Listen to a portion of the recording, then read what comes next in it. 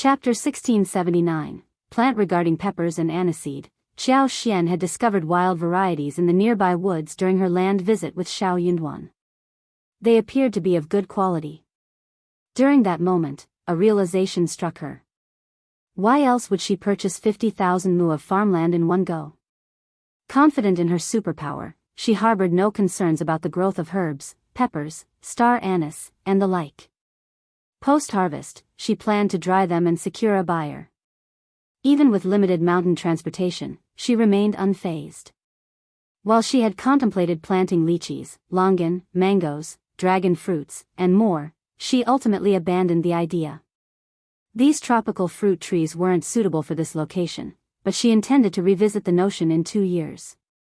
Given the proximity to Yuzhang province, transportation of these fruits would be relatively straightforward.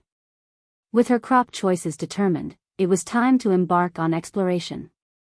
Time was of the essence, but Xiao Xian was prepared to invest.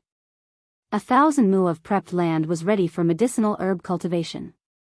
The adjacent 3,000 mu of wasteland, while slightly flatter than the mountainous terrain, presented its own challenges. Overgrown bushes and thorny stems posed obstacles, requiring extensive effort to clear the land. As for the mountainous areas, Xiao Xian had already identified the purchased plots, predominantly covered in weeds with fewer trees. Despite the selected areas having less dense foliage, the task of clearing remained substantial. With spring plowing approaching, the window for sowing seeds was imminent. Farmers would soon be engrossed in their busiest season, making labor more expensive for hiring land pioneers. Furthermore, time was of the essence. The cultivation of herbs, potatoes, peppers, and star anise needed to commence before mid-May. Xiao Xian's instructions to Songshi and Mianmian instilled a sense of urgency among everyone. Songshi sought employment in the city, securing a job that paid 35 yuan per day, inclusive of lunch. This role was considered relatively superior, attracting many applicants. However, acquiring tools like hoes, sickles, hatchets, axes, and other implements for land cultivation proved challenging.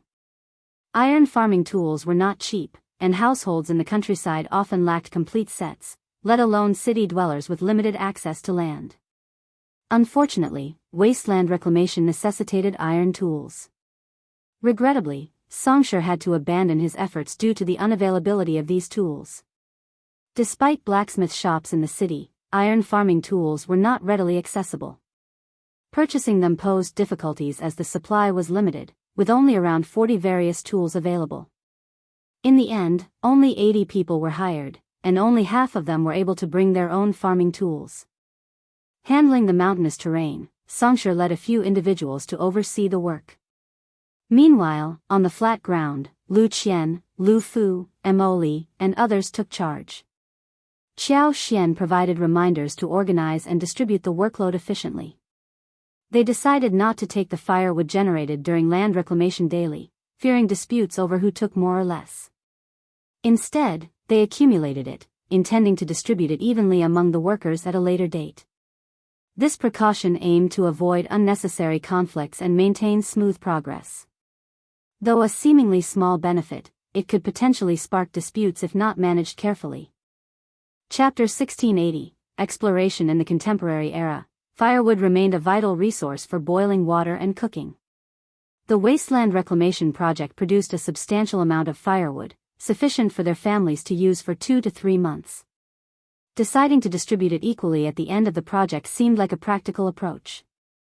City workers accustomed to short-term jobs might not be adept at reclamation work.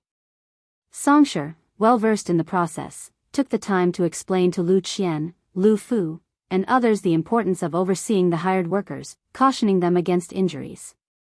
Additionally, they needed to ensure that workers dug out all underground roots during reclamation, preventing potential issues with wild grass and bushes growing in the future. Motivated and in high spirits, Lu Fu, with Lu Qian accompanying him, took charge of controlling the 40 hired workers. Taking advantage of favorable weather, they swiftly initiated the project. Initially, they focused on cutting down trees, shrubs, and grass, piling them together for later use. After preparing the firewood, they segregated it. The remaining unwanted materials, such as grass, leaves, and miscellaneous items, were set ablaze. With the ground cleared, they proceeded to dig and clean up roots and grass. Given the workers' lack of farming experience, the initial days were marked by chaos and numerous issues. Fortunately, the employees, enticed by the generous salary, were willing to learn and adapt. Collaborating with Songshi and Lu Fu, Xiao Xian drew a map, designating an area for building a courtyard.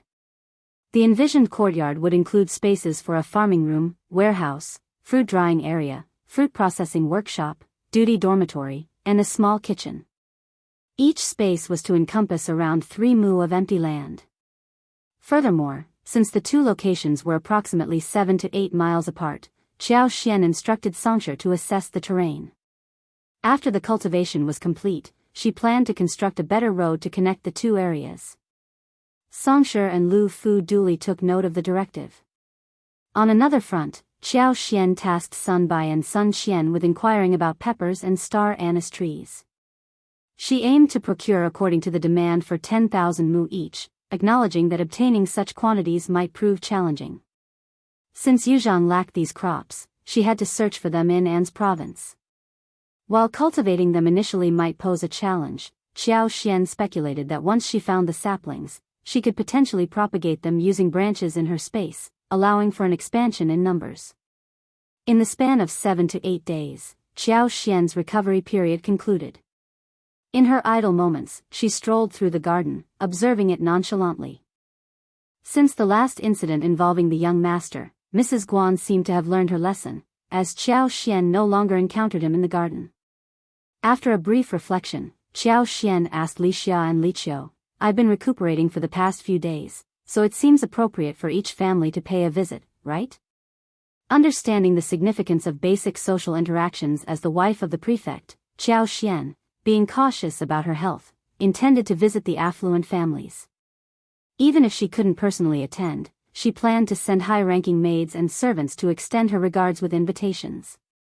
Chapter 1681. None came. However, Xiao Xian had been preoccupied with her exploration plans, causing her to overlook the absence of visitors for the past few days.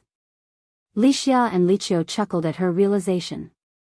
"Madam, you've just noticed this now. Those people aren't worth worrying about, madam. Don't let it bother you." "Exactly." Xiao Xian joined in the laughter, acknowledging her lack of popularity among certain circles. "It appears I'm not winning any popularity contests. Their families are quite organized. Ask Sun Bai to find out what's going on. I don't mind if they come or not, but I'd like to know the reason behind their organized actions." Li Xia agreed and promptly conveyed the message to Sun Bai. While Xiao Xian had momentarily forgotten about the issue, Xiao Yinduan had not. He had instructed Sun Bai to investigate the matter 2 days earlier. However, he chose not to mention it to Xiao Xian, hoping she would forget about it. Upon hearing Lixia's report, Xiao Xian quickly received the results. According to Sun Bai's findings, Old Lady Fan had taken the initiative to inform the Hua family and the Mei family. She subtly suggested that they distance themselves from the new prefect, fearing the couple might not take them seriously. The Mei family and the Hua family, being local powerhouses, resisted any changes in An's province. They were displeased with Xiao Yunduan's arrival and had initially aimed to promote Deputy Prefect Guan to the position of prefect. After all, Deputy Prefect Guan had been in An's province for many years, fostering relationships with the locals. Choosing a familiar face seemed more favorable to them. In the preceding years, the imperial court had rotated prefects in An's prefecture with remarkable frequency, resembling a constant turnover of personnel, revolving doors, and a game of musical chairs. The local families were growing impatient with the persistent changes. Adapting to a new prefect repeatedly was undesirable for everyone.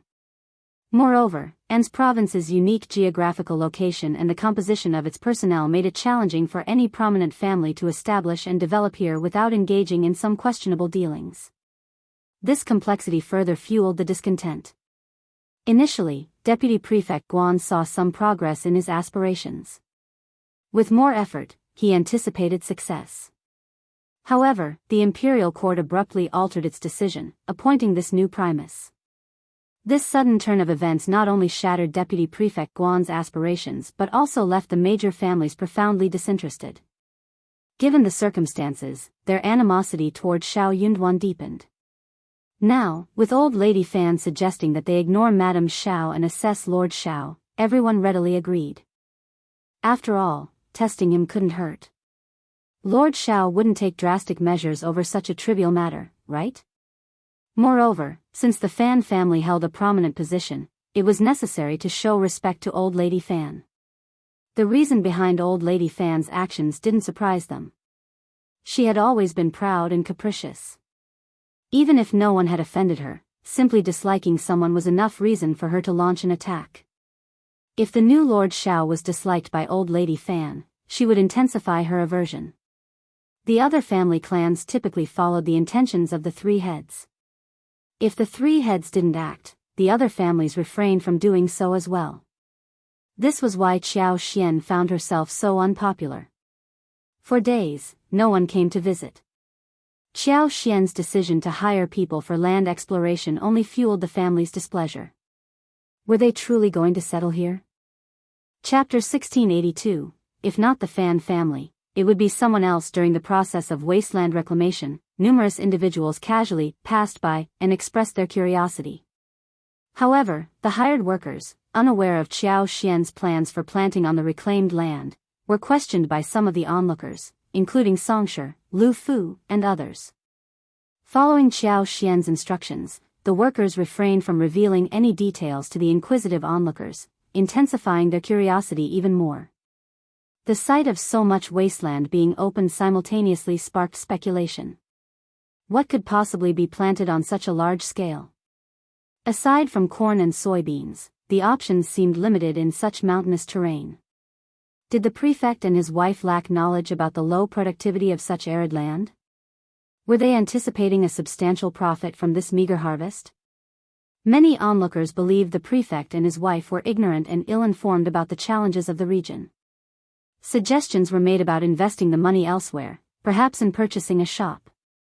The high salary offered for a temporary job, along with seemingly extravagant provisions like steamed buns and bone and vegetable soup for lunch, were deemed wasteful. Countless pairs of eyes observed the proceedings, eager to witness the outcome.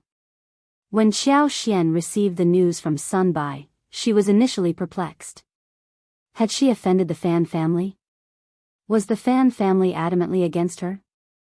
Upon reflection, she acknowledged that there was likely no family clan exempt from apprehension about confronting them. If not the Fan family, another family would undoubtedly step forward. This situation felt like a deliberate test. Recalling Mrs. Guan's proud demeanor when they crossed paths in the garden 2 days ago, Qiao Xian suddenly grasped the situation. Mrs. Guan had likely spread some unfavorable information about her, contributing to the current scenario. She was openly mocking Qiao Xian for being ostracized and targeted. Qiao Xian shook her head, dismissing the mocking remarks. She had no time to concern herself with such trivialities. Instead, she focused on managing her own land. Testing her was of little importance to her in the grand scheme. In the meantime, Xiao Yunduan had advised Deputy Prefect not to work and to discipline his son, intending to address the trouble caused in the office the next day.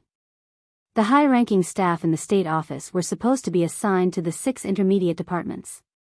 Each room had a designated person in charge, known as the Sutra Inheritor, overseeing clerks, scribes, and other staff.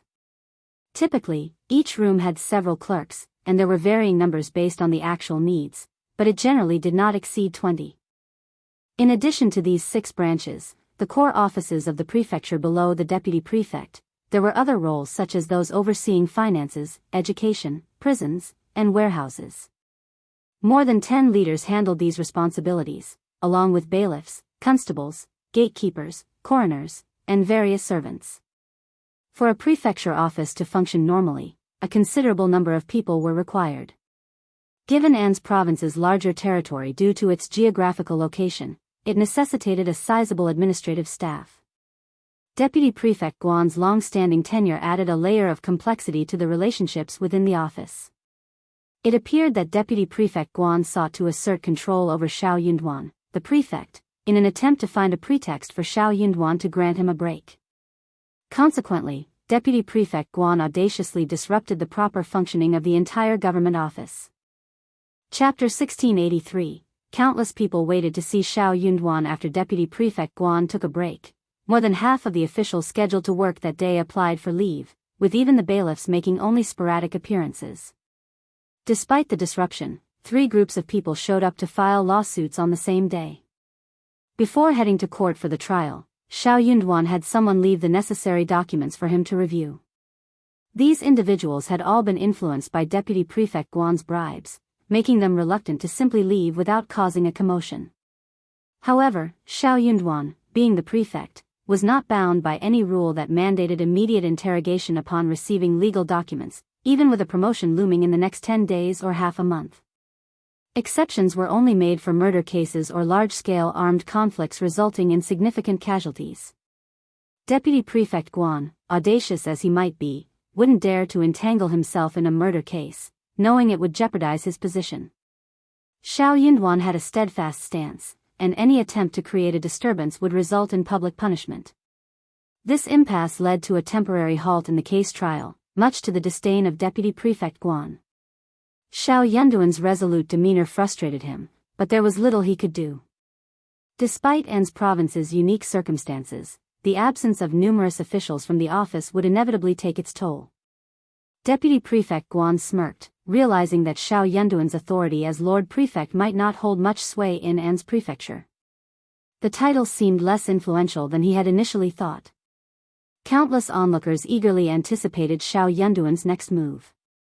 However, Xiao Yunduan remained unfazed by the scrutiny. His primary concern was the upcoming spring plowing, and having made all necessary preparations, he was unperturbed by the surrounding chaos. The imperial court had always maintained a laissez-faire attitude towards An's province. Merely finding officials willing to serve in this remote region was considered a commendable feat as long as there was no rebellion causing widespread loss of life. The court viewed everything else as trivial. Xiao Yunduan aimed to restructure the constables and third-class officers in one sweeping move. Scribes, albeit important, were replaceable. Despite the limited scholarly presence in An's province, finding substitutes for resigning scribes was feasible, even though it might initially lead to a manpower shortage and increased workload. His primary concern, however, rested on the bailiffs and constabliciero, the armed forces he could directly control. It was crucial that they remained under his influence, staffed by individuals loyal to him. Notably, Zheng Sang, Wu Guan, Yang Mu, Sun Bai, Sun Xian, and others were already part of his trusted circle.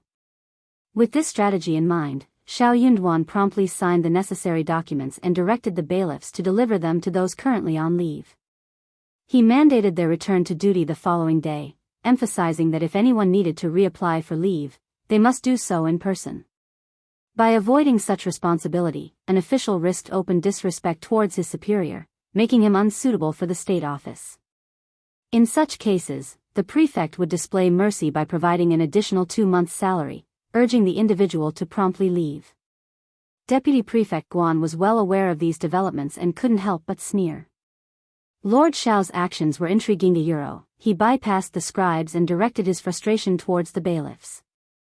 Perhaps he understood that the scribes wouldn't easily yield to his demands. Chapter 1684. Whoever believes is silly. Did he believe that by channeling his frustration towards a few bailiffs and setting an example, the scribes would cower in fear? What a ludicrous notion. Despite Deputy Prefect Guan's efforts, none of the bailiffs left, each one had their document. However, the situation was not taken seriously. After a round of discussions, Deputy Prefect Guan's trusted aide received instructions and confidently assured that there wouldn't be any issues. The Lord of Prefect wouldn't dare to dismiss all 70 of them simultaneously. The idea of firing them all raised practical concerns. How many essential positions in the government office would be left vacant? Even Constable Ding and Constable Yu were unable to attend. What was there to fear? Convinced by Deputy Prefect Guan's assurances, the bailiffs and constables believed the prefect's threat held no real weight. No prefect could maintain a lengthy tenure in An's province, and if Deputy Prefect Guan had something to say, it had to be heeded. Lord Xiao had claimed he would stay for an extended period, but such declarations were met with skepticism. Few believed him. The next day, not a single bailiff reported for duty, rendering Xiao Yunduan's documents a laughingstock. Upon learning of this outcome, Deputy Prefect Guan was nearly overcome with laughter. Lord Xiao, in his youthful naivety, failed to comprehend the dynamics of this jurisdiction. Xiao Yunduan was taken aback by the results, realizing that the situation was even more dire than he had anticipated. However, he acknowledged that such a worst-case scenario had crossed his mind before. Xiao Yunduan didn't mince words, addressing everyone absent that day, including the 2 constables. On the same day, a notice was prominently displayed at the government office entrance and several city gates, announcing the recruitment of bailiffs. The news took everyone by surprise. Was Lord Xiao truly unyielding? Did he comprehend the potential fallout from this decision? Deputy Prefect Guan, shocked and angered, berated Xiao Yunduan privately before attempting to dissuade him. He carefully explained the repercussions and advised against impulsivity. Xiao Yunduan listened in silence before posing a question. Deputy Prefect Guan, are you suggesting that, as the Lord of Prefect, I should bow to the first-class bailiffs, or go back on my word? How would I then command the respect to be a leader? Deputy Prefect Guan felt a twinge of irritation but sneered slightly. Lord, firing more than half of the bailiffs at once might disrupt the government office's functioning. If something untoward happens, Xiao Yunduan responded sternly, we are already in the process of recruiting replacements. It's a few days of hard work, what harm can it do? Unless someone is scheming in the shadows. He continued with a cold tone, if anyone dares to undermine this effort, let them try. I won't let them off easily if I find out. Furious, Deputy Prefect Guan sensed an implied threat but restrained his anger. He cautioned, Lord Xiao, you must tread carefully. Firing so many people at once could lead to trouble. People won't easily accept losing their jobs abruptly. They may seek justice. Justice? Xiao Yunduan scoffed. Deputy Prefect, are you jesting? I provided them with documents, their signatures are on these documents, and the papers are still in my possession. I offered them a chance, yet they scorned me, showed disrespect, and now talk of justice. Chapter 1685, Reject. Deputy Prefect Guan remarked, you can't overlook this. Being young and unfamiliar with local governance, you might not realize the unique dynamics of officials here compared to those in the capital. Lord, officials in this region heavily rely on the lower-ranking officers to execute tasks. If you proceed without proper explanation, won't it disillusion everyone? In the future, it might pose significant challenges. Lord, it's wise to reconsider your decision. Xiao Yunduan sneered, questioning, Deputy Prefect, are you offering advice or issuing a threat? Deputy Prefect Guan chuckled, it's advice out of goodwill, of course. After all, I'm your assistant. If there's anything you're uncertain about, it's my duty to remind you. That's how collaboration works. Thank you for your well-intentioned advice, Deputy Prefect Guan, Xiao Yunduan replied with a half-smile. I won't yield to subordinates with malicious intent who defy my orders. They have chosen their path, and they must face the consequences. If anyone dares to cause trouble, let them try. Deputy Prefect Guan's expression soured. Suppressing his anger, he forced a smile. Since you've made up your mind, I have nothing more to say. Xiao Yunduan nodded. You may leave. Holding back his frustration, Deputy Prefect Guan respectfully cupped his hands and exited, his face dark with displeasure. Xiao Yunduan issued an announcement, directing late officers to take over the responsibilities. Those arriving within 2 days would receive 2 months' salary, while those delayed beyond that period would forfeit the bonus. Simultaneously, recruitment notices were posted throughout the process. Xiao Yunduan expanded the team by including Sun Bai, Sun Qian, Jing Sang, Wu Guan, Yang Mu, and 7 or 8 of Sun Bai and Sun Qian's subordinates. Sun Bai, Sun Qian, and Jing Sang were designated as constables, and Hang Xingshan, a constable, received a promotion. The 4 of them assumed leadership roles, each bringing a few constables to carry out the tasks assigned. It seemed like they had stirred up a hornet's nest this time. Not only were the bailiffs below agitated, but Constable Ding and Constable Yu were also visibly concerned. Some sneaked around, while others made no attempt to conceal their unease, rushing to the back of the government office to seek Deputy Prefect Guan for guidance. Deputy Prefect Guan felt overwhelmed, his thoughts in disarray, exhausted from managing the situation. He hadn't anticipated Xiao Yunduan's swift actions, leaving no room for maneuvering. However, he remained skeptical that Xiao Yunduan would actually terminate so many positions. Don't be hasty. Go back and wait patiently. This Lord Prefect is bluffing. Just observe. He won't endure for long. Don't fret, I won't abandon you. The law doesn't punish the masses. Don't bow your heads now, otherwise, all your efforts will be in vain. Let's give it 2 more days. Just these 2 days. Recruit? If he can't find anyone, who else can he employ? Isn't it simple? You've served as bailiffs for so long. Don't you know if the office can attract recruits? The words of Deputy Prefect Guan provided a sudden realization to everyone. With sneers and newfound confidence, they departed. Indeed, Deputy Prefect Guan's assurance instilled confidence. It seemed implausible that he would deceive such a large group. In truth, many were beginning to regret their involvement secretly. Not all of these troublemakers were Deputy Prefect Guan's trusted aides. Bribing individuals to be confidants required considerable effort and money, and these bailiffs were not in a position to demand such resources. Chapter 1686. Ask Deputy Prefect Guan. Constable Ding and Constable Yu were considered Deputy Prefect Guan's trusted aides, along with a few other individuals who displayed notable competence. The remaining bailiffs, skeptical of Lord Xiao's commitment to a lengthy tenure in the region, anticipated working under Deputy Prefect Guan in the future, leading them to naturally align with him.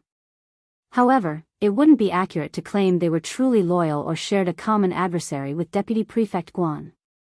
To their surprise, Lord Xiao appeared genuinely committed to the changes. While the job's salary wasn't exceptionally generous, it wasn't meager either. Additionally, being associated with a public office brought social recognition, enhancing one's prestige in the community. The abrupt loss of this opportunity was disheartening, leaving them in a state of anxiety. In their desperation, other concerns took a back seat.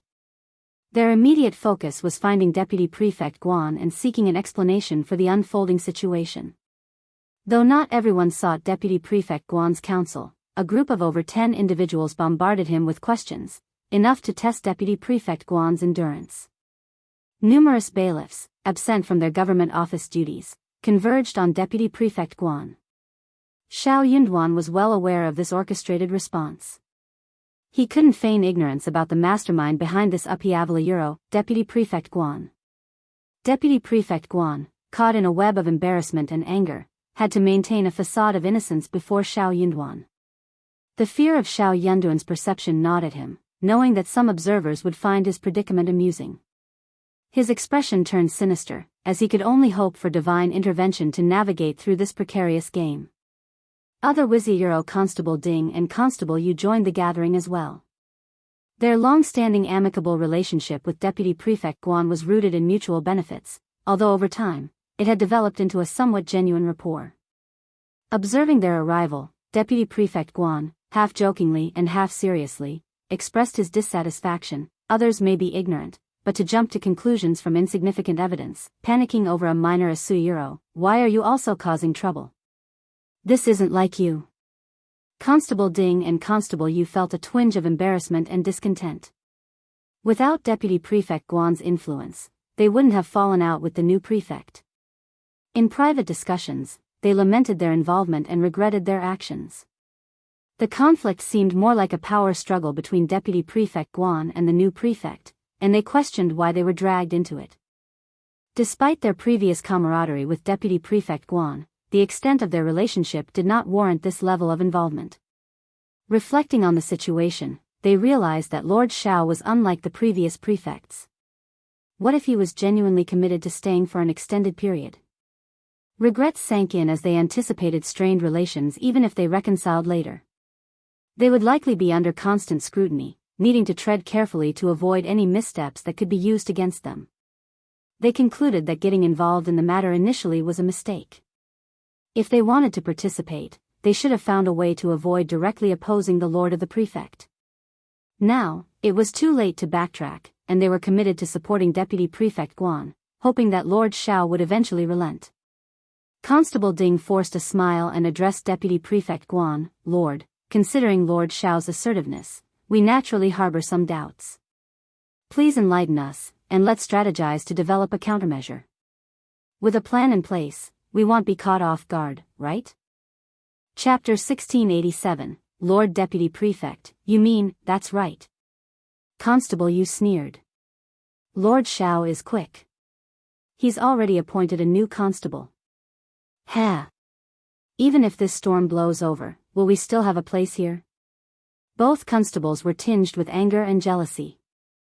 Deputy Prefect Guan glanced at them and remarked, even with your presence, do you think you're safe?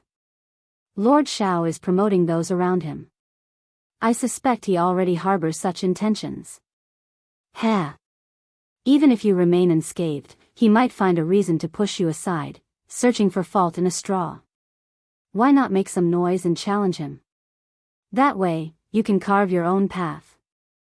Stunned, the constable's hearts sank. Indeed. Deputy Prefect Guan observed their reactions coldly, understanding their thoughts. Having a couple more constables is not a significant issue for us. However, some individuals aren't deserving of such positions. Lord Xiao is young, inexperienced as a local official, and ignorant. He can act recklessly. Even if it's for the sake of the common people, we have a responsibility. Don't you agree? The constables seemed to grasp the point but remained somewhat uncertain. Thesayuro, do you mean? Deputy Prefect Guan chuckled, dismissing their concerns with a wave of his hand. I'm not implying anything else. I just believe that some people aren't fit to be constables. Lord Xiao is young and lacks understanding. Let him witness the reality. Let him see that certain individuals can't withstand scrutiny. Why should they hold such positions? Constable Ding and Constable Yu exchanged glances, comprehending the message. Deputy Prefect Guan added, procrastinating won't serve us well. Lord Xiao, if you grasp this concept early on, the government office can return to normal sooner rather than later. Don't you think? They both nodded in agreement. Constable Ding hesitated briefly. A Euro Lord, is Thesayuro appropriate? What could go wrong? Deputy Prefect Guan chuckled. Regardless of what unfolds, it won't implicate us, will it? Ding and Yu were enlightened and broke into smiles. Lord is absolutely right, ha ha ha. Yes, whatever unfolds, we're not involved. Leaving the backyard of the state government office, the two constables ventured off to strategize. They decided to target Hang Xingshan first. Hang Xingshan had been promoted by the previous prefect. If the former prefect had remained in An's province for an extended period, Hang Xingshan would have inevitably become a constable. This was common knowledge. Therefore, Constable Ding and Constable Yu harbored a long-standing resentment toward Hang Xingshan. Surprisingly, the new prefect displayed a keen eye and promptly promoted Hang Xingshan. Or perhaps, Hang Xingshan had harbored ill feelings towards them and clandestinely provided information to the lord of the prefect in exchange for these benefits. With this perspective, the constables felt justified in teaching Hang Xingshan a lesson. After all, who gave him the right to scheme against others behind their backs? Was he truly worthy of holding the position of constable? Constable Ding and Constable Yu had long desired to reprimand Hang Xingshan. Despite their previous attempts to create difficulties for him, Hang Xingshan always managed to avoid getting caught in any suspicious activities. Now, an opportunity had finally presented itself. However, what the two constables did not anticipate was that, even when attacking him together, they would be unable to overpower Hang Xingshan. Chapter 1688, Mantis stalks the cicada Ding and Yu were seething with anger as they scolded Hang Xingshan furiously, threatening him to vacate the government office. A Euro Lord Xiao won't linger in An's province for long. You won't be able to rely on him indefinitely. If you know what's good for you, leave now.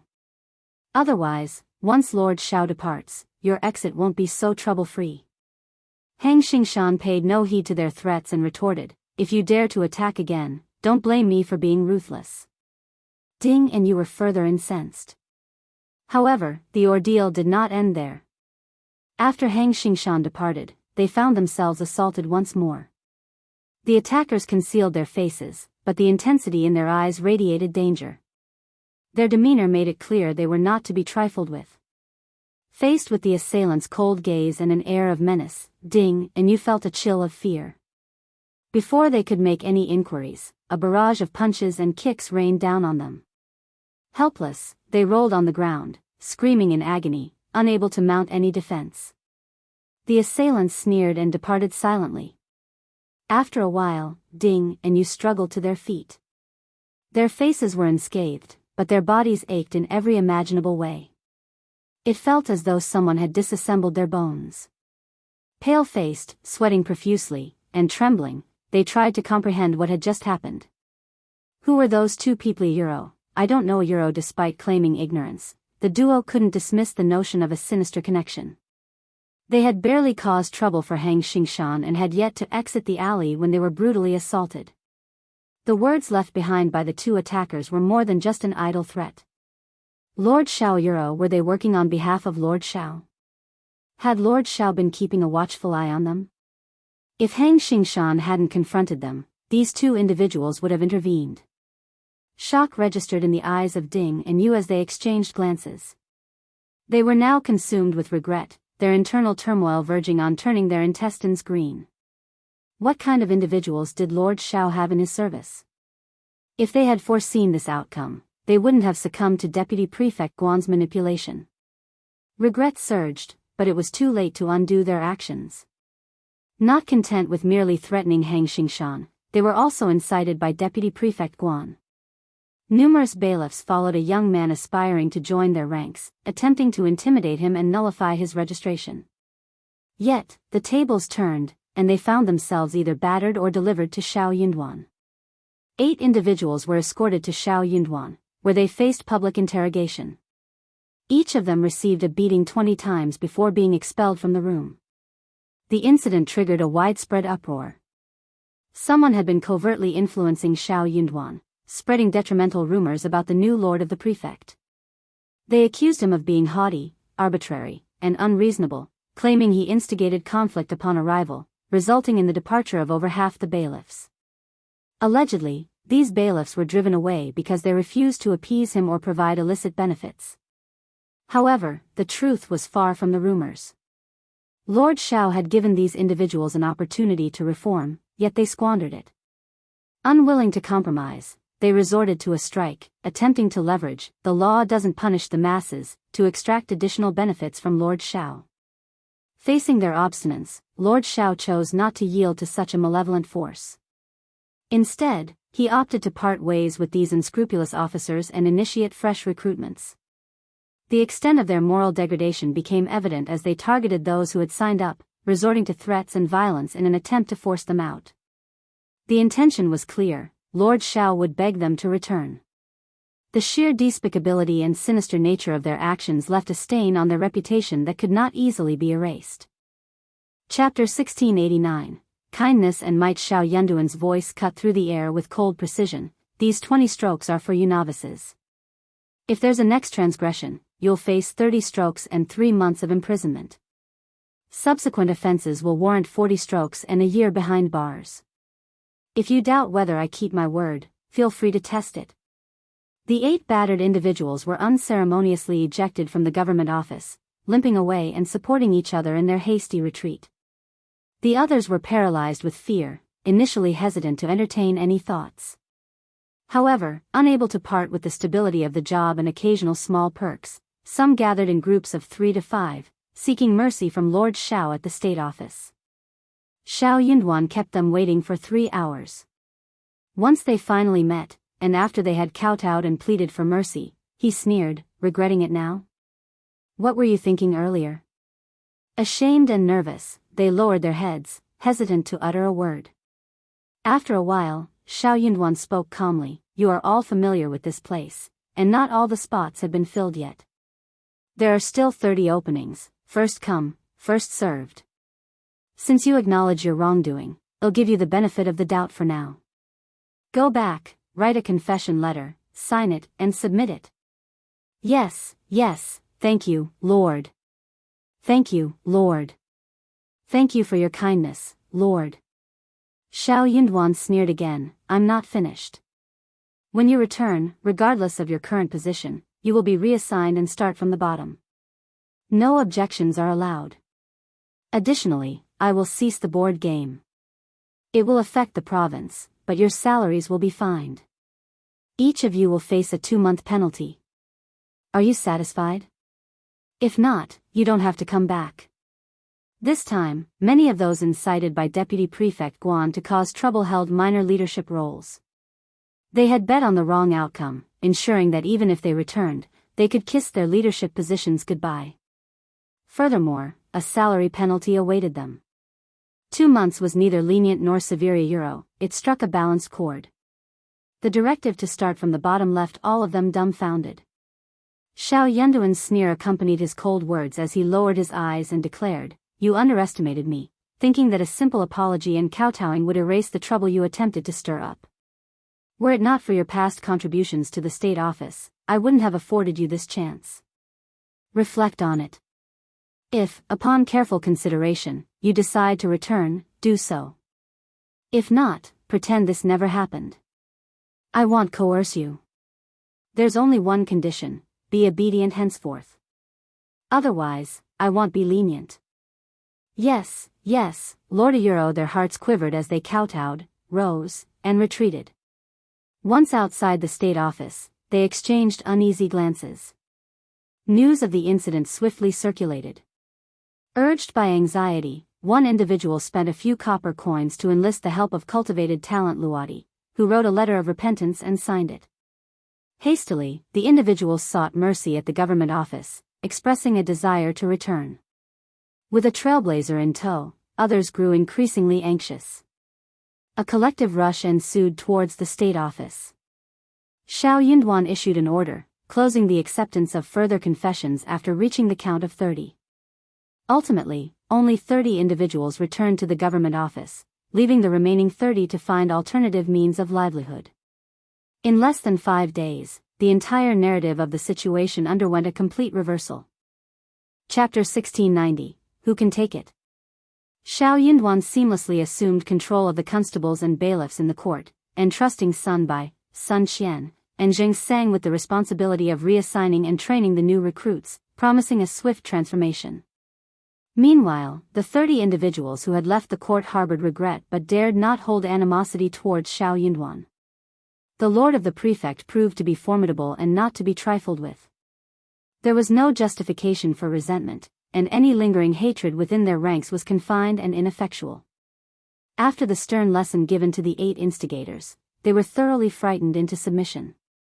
The remaining dissenters lacked the courage to act recklessly. Despite their reluctance to give up, a collective movement emerged as they sought Deputy Prefect Guan for redress. Instigated by his previous encouragement, they now demanded an explanation and compensation. Formerly revered, Deputy Prefect Guan found himself surrounded and targeted by the very individuals he had sought to manipulate against Xiao Yunduan. Frustration and anger overwhelmed Deputy Prefect Guan, who now faced the consequence of his own machinations.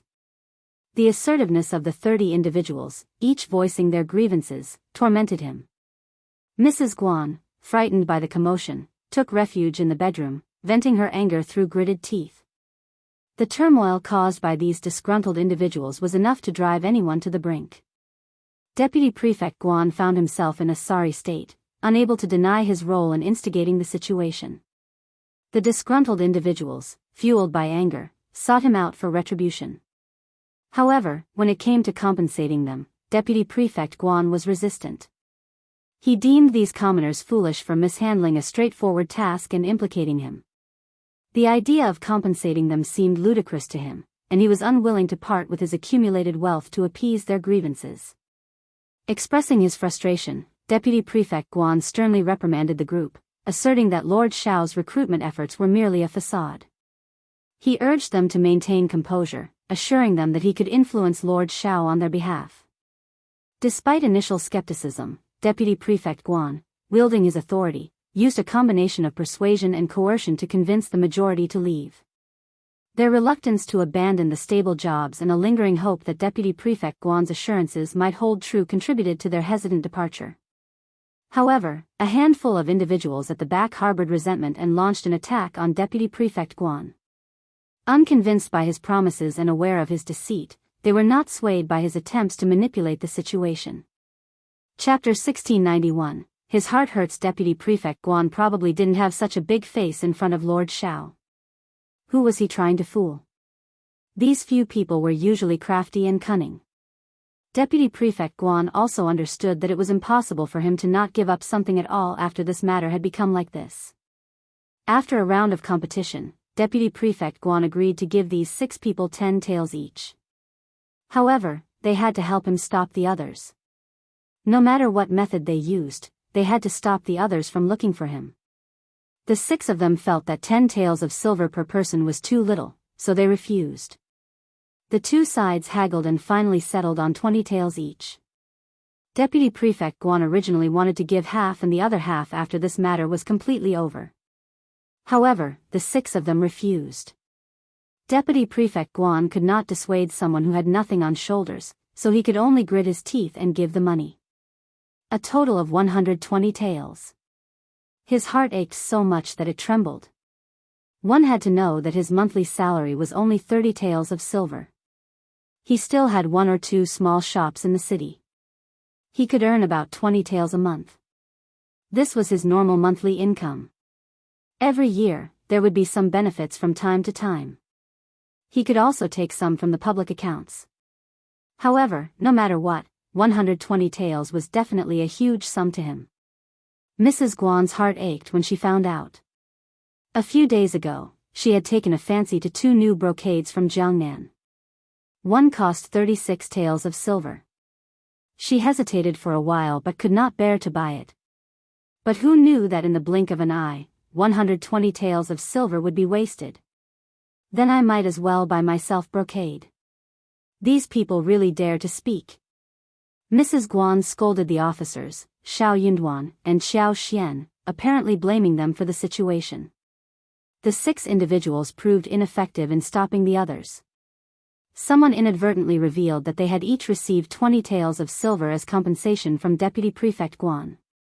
The revelation sparked envy among those who hadn't received compensation, fueling resentment towards Deputy Prefect Guan. Green with envy, they rushed to the backyard of the provincial government office, demanding compensation from Deputy Prefect Guan. They insisted on receiving at least 20 taels of silver. When the butler reported that these individuals had returned, Deputy Prefect Guan sensed trouble. However, he couldn't turn them away, fearing that they might expose him if they refused to leave. If even a fig leaf was torn off, he would be too ashamed to face Lord Xiao in the future. Pinching his nose, Deputy Prefect Guan reluctantly allowed them in. He scolded those who didn't act after receiving money but had to endure as they demanded their share. The temptation of 20 taels of silver had turned them relentless, creating a tsunami of demands that almost drowned Deputy Prefect Guan. Regardless of what Deputy Prefect Guan said, nobody believed him this time. They refused to listen and clamored for the demanded 20 taels of silver, not a single tael less. Chapter 1692. Heavy losses. Deputy Prefect Guan stood firm, refusing to yield, which only fueled the crowd's excitement. In the chaos, a porcelain bottle on a chest of drawers fell to the ground and shattered. Taking advantage of the moment, Deputy Prefect Guan intensified the situation, insisting that the broken porcelain bottle was worth 1,000 taels of silver and demanded compensation. This further angered the crowd, and chaos ensued. An unknown person initiated the fighting, and soon the entire living room turned into a battleground. Deputy Prefect Guan and the butler became victims of the violence, bearing the brunt of the attacks. Their cries for help went unanswered as the servants rushed in, causing the attackers to disperse and flee. The house was left in disarray, with overturned furniture and shattered artifacts strewn across the floor. Even Deputy Prefect Guan's jade pendant had been snatched away. Hiding in the back, Mrs. Guan had heard the commotion but was too scared to intervene. When the attackers finally dispersed, she rushed out and was shocked at the scene before her. Seeing her bruised and battered husband, she exclaimed, "Oh my God! What sins have we committed?" Hurrying to assist her husband, Mrs. Guan expressed her concern, while Nanny Ding and Jianghu helped Deputy Prefect Guan onto a chair. The sight of the damaged living room added to Mrs. Guan's distress. She exclaimed, "Io, how did it end up like this? Ridiculous, this is outrageous." Despite not being genuine antiques, the items in the living room held value, making the damage significant and heartbreaking. The pair of beauties' hairpins and plum bottles alone were valued at more than 100 taels of silver. Additionally, there was a jade mountain figure, hairpins, and a white jade with an elephant chime, with respective values of 80 taels and 110 taels. While the rest of the items were not as exquisite, they still held value, each worth dozens of taels. In total, the losses amounted to quite a substantial sum. Regarding the furniture, all of it had been forcefully kicked to the ground, resulting in numerous bumps and bruises. Some damages were subtle and could potentially be repaired by a skilled artisan, but others were irreparable and necessitated replacement. The overall loss easily reached 2,000 taels of silver, leaving Mrs. Guan on the verge of tears. Deputy Prefect Guan, groaning from the pain, soon realized the severity of his injuries. His left arm, when moved, caused intense pain, indicating a probable fracture. Urgently, he called for a doctor to attend to his injuries. As Deputy Prefect Guan assessed the room, he was horrified to see that half of a calligraphy painting hanging on the wall had been torn apart, with only the other half still swaying. He exclaimed, "Ah! My painting! My painting!" This artwork, crafted by a renowned artist from the previous dynasty, had been a prized possession. Deputy Prefect Guan had acquired it as a symbol of prestige, surpassing the combined value of everything else in the room. Devastated by the irreparable damage to the cherished painting, Deputy Prefect Guan was overwhelmed with despair and fainted before he could catch his breath. Mrs. Guan, panicked and distraught, continuously called out to her husband, "Old master." The doctor arrived just in time, and Deputy Prefect Guan slowly regained consciousness. Chapter 1693, Deputy Prefect Guan's bitterness. Mrs. Guan patted her chest, letting out a relieved sigh. "That scared me to death. Old master, don't be sad. I'll settle the score with those troublemakers later." "Humph, none of them can escape," Mrs. Guan said with resentment. Determined, she decided that even if those individuals had to face bankruptcy and sell themselves as slaves, she would make sure they compensated for their losses. Otherwise, they would all end up in jail. Deputy Prefect Guan felt extremely frustrated. "Shut up and let me have some peace."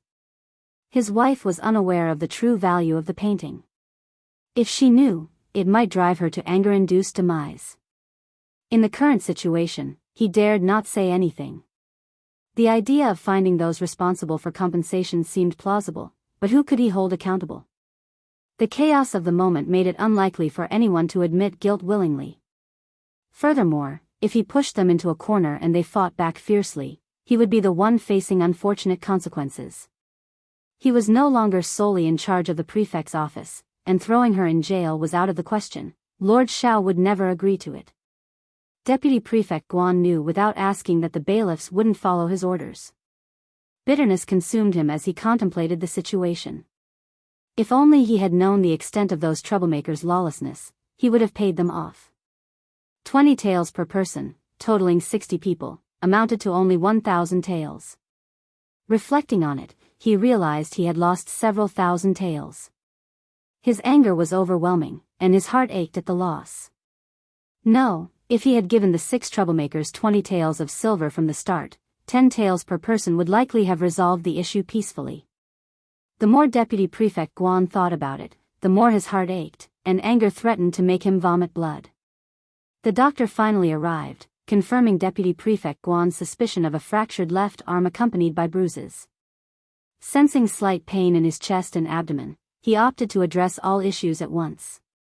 The consultation and medicine incurred a few taels of silver. Observing her husband's sorry state, Mrs. Guan instructed someone to procure and prepare the medicine. Rising angrily, she declared, "I'm going to find Madame Xiao. Lord Xiao must intervene. If he refuses, I won't leave so easily." Stop right there. Deputy Prefect Guan sternly halted her, his frown deepening. Come back, you're not allowed to go. Old Mr. Euro, isn't it embarrassing enough? If Xiao Yunduan seizes this opportunity to investigate, think about it for yourself. A Euro Mrs. Guan was instantly rendered speechless. Could it be a Euro settled just like that? Old master, there's so much silver. We incurred substantial losses this time. Deputy Prefect Guan trembled, experiencing the pain once again.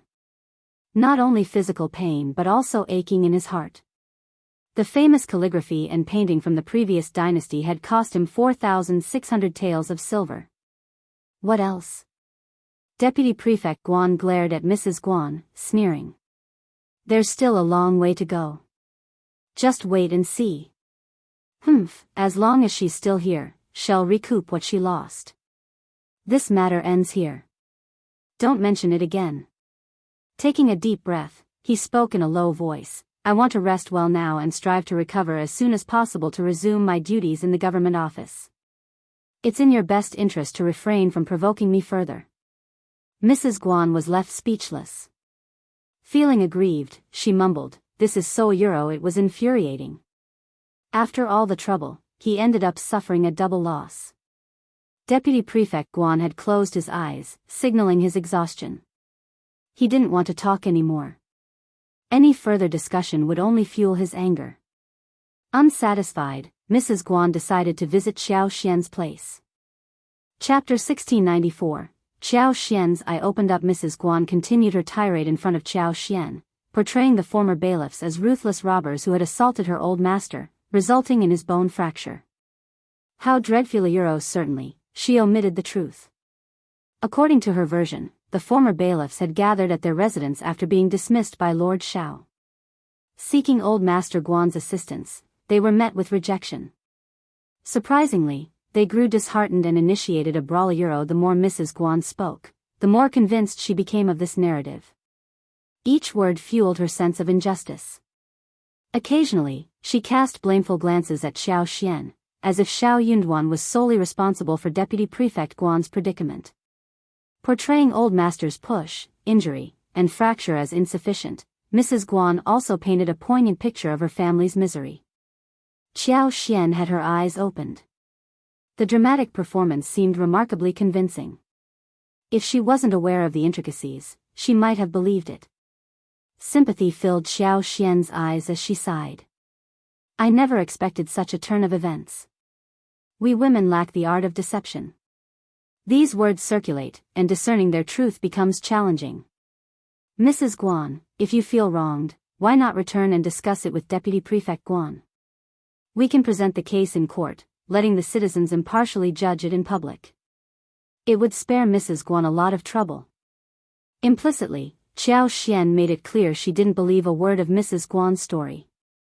So, accusing Lord Xiao and blaming him for the Guan family's woes was out of the question. Mrs. Guan was infuriated.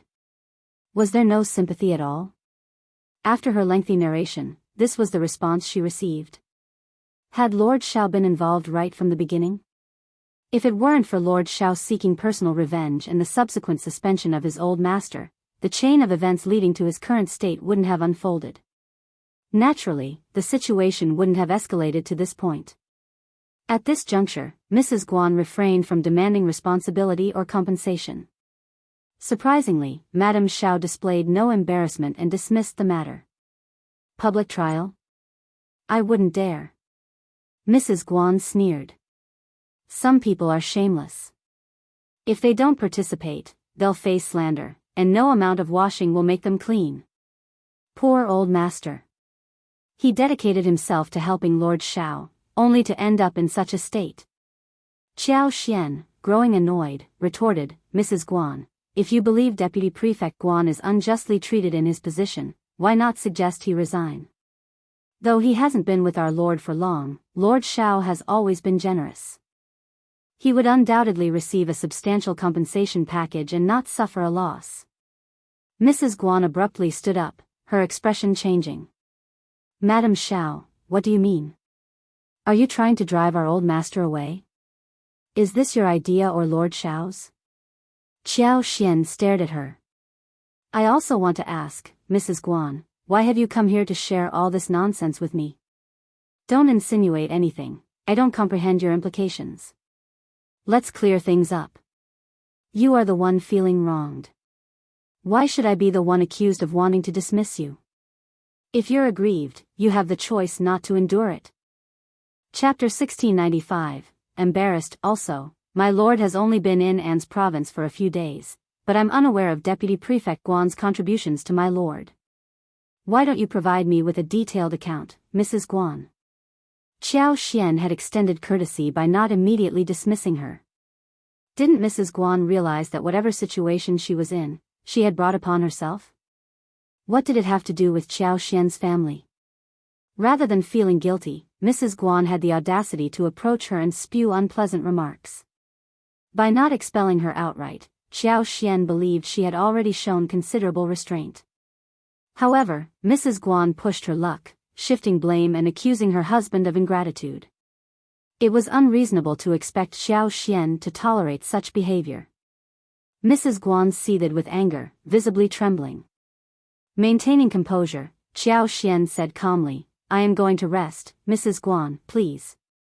She had no desire to engage with Mrs. Guan any longer. Mrs. Guan sneered and left without a backward glance. Fearful of her old master's scolding, Mrs. Guan refrained from sharing the encounter. Unable to find an outlet for her anger, she covered her face, and tears streamed down. Xiao Yunduan breathed a sigh of relief with the armed forces under his command. He wouldn't undertake anything without confidence. Even with the 60 troublesome bailiffs, he remained unfazed. In addition to Sun Bai, Sun Qian, Jing Sang, and others, he had 50 trusted aides supplied by Meng Wanfu and Ding Xiang. These individuals operated covertly, residing discreetly in the heart of An's city. Half of them lived in the mansion jointly acquired by him and Xiao Xian, taking great care to avoid detection. Hence, only Xiao Xian, Sun Bai, Sun Qian, Jing Sang, and Songshi were privy to their existence. Xiao Yunduan had provided the list of former bailiffs, and his men were tailing them with their exceptional skills. It was, of course, impossible for the former bailiffs to outmatch them. After dealing with the bailiffs, the focus shifted to the scribes. Xiao Yunduan instructed his men to locate the scribes who were either sick or on leave from work. For those unable to return immediately, he set a clear deadline and had it documented on paper. The reasons for their absence and the duration of their leave had to be truthfully filled in. Verification might be necessary later, and deceiving a superior was not a matter to be taken lightly. Obtaining understanding from a superior under such circumstances was undoubtedly challenging. If the absence prolonged, resignation might be a better option. The functioning of the government office could not be indefinitely delayed for someone. If they couldn't return, replacements would be hired. Furthermore, those frequently falling sick or claiming poor health were deemed unsuitable for the job. Such individuals were even more deserving of dismissal. However, Xiao Yunduan wasn't heartless. Anyone choosing to leave would receive 3 months' salary, not a cent less. Upon receiving the news, reactions among the scribes varied. Some were enraged, others embarrassed, angry, or panicking, and some were filled with regret. However, none dared to disregard the directive. The lesson was right before their eyes. Initially, when Lord Xiao targeted the bailiffs on leave, they had anticipated his humiliation. Assuming he wouldn't dare touch the scribes, they focused on the bailiffs. Yet, the bailiffs proved challenging, their sheer number posed difficulties, and legal repercussions couldn't be easily applied to the masses. Chapter 1696, He can do it again. They had doubted Lord Xiao's ability to handle the situation. Unexpectedly, within just a few days, those individuals had already dispersed euro in this critical moment. Lord Xiao sent someone to seek them out, leaving no room for exploitation. Faced with such clarity, none dared to stir up trouble. While the bailiffs were shameless, the scribes were no different. Hearing about Deputy Prefect Guan being assaulted by the bailiffs, they couldn't approach Deputy Prefect Guan for advice. The potential consequences were unknown. Consequently, the following day, the scribes dutifully reported to the government office. Most of them were cultivated talents, and a few were child students.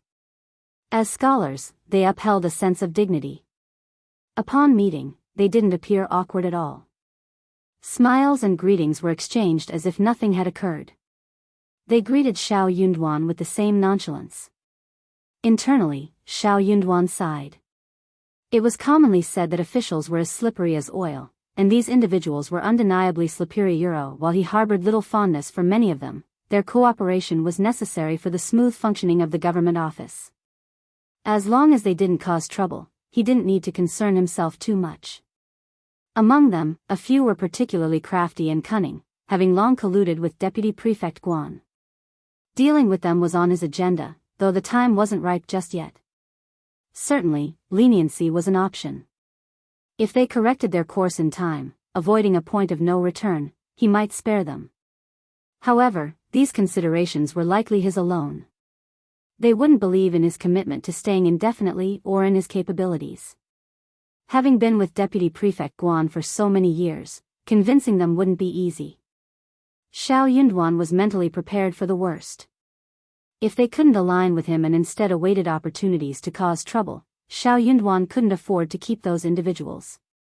The intermediate government office lacked unity, making it ill-equipped to contend with the three families and the bandits, let alone confront them. A weak link could easily drag down the entire team, jeopardizing the favorable situation. After addressing the issue with the bailiffs, Xiao Yunduan dispatched a message to Deputy Prefect Guan the next day. He tactfully avoided any mention of the bailiff's visit to his house, having already imparted a lesson. Xiao Yunduan focused on the topic of spring farming, inviting Deputy Prefect Guan to the government office for a discussion. Mrs. Guan reacted with fury upon hearing the news. "What does Lord Xiao think of you, old master? Does he believe he can come and go as he pleases? If he wants suspension, so be it. If he wants you to return and work for him, let him make the request." "Humph, it's not that easy." Deputy Prefect Guan was taken aback. Initially, he hadn't entertained this perspective. However, his wife's words prompted him to reconsider, and the more he pondered, the more it seemed plausible. Dejected, aggrieved, and depressed initially, Deputy Prefect Guan found himself trembling again. He could make a stand. Deputy Prefect Guan held a different view from the others. Xiao Yunduan had personally conveyed this message to him, and the urgency was palpable. What did this signify?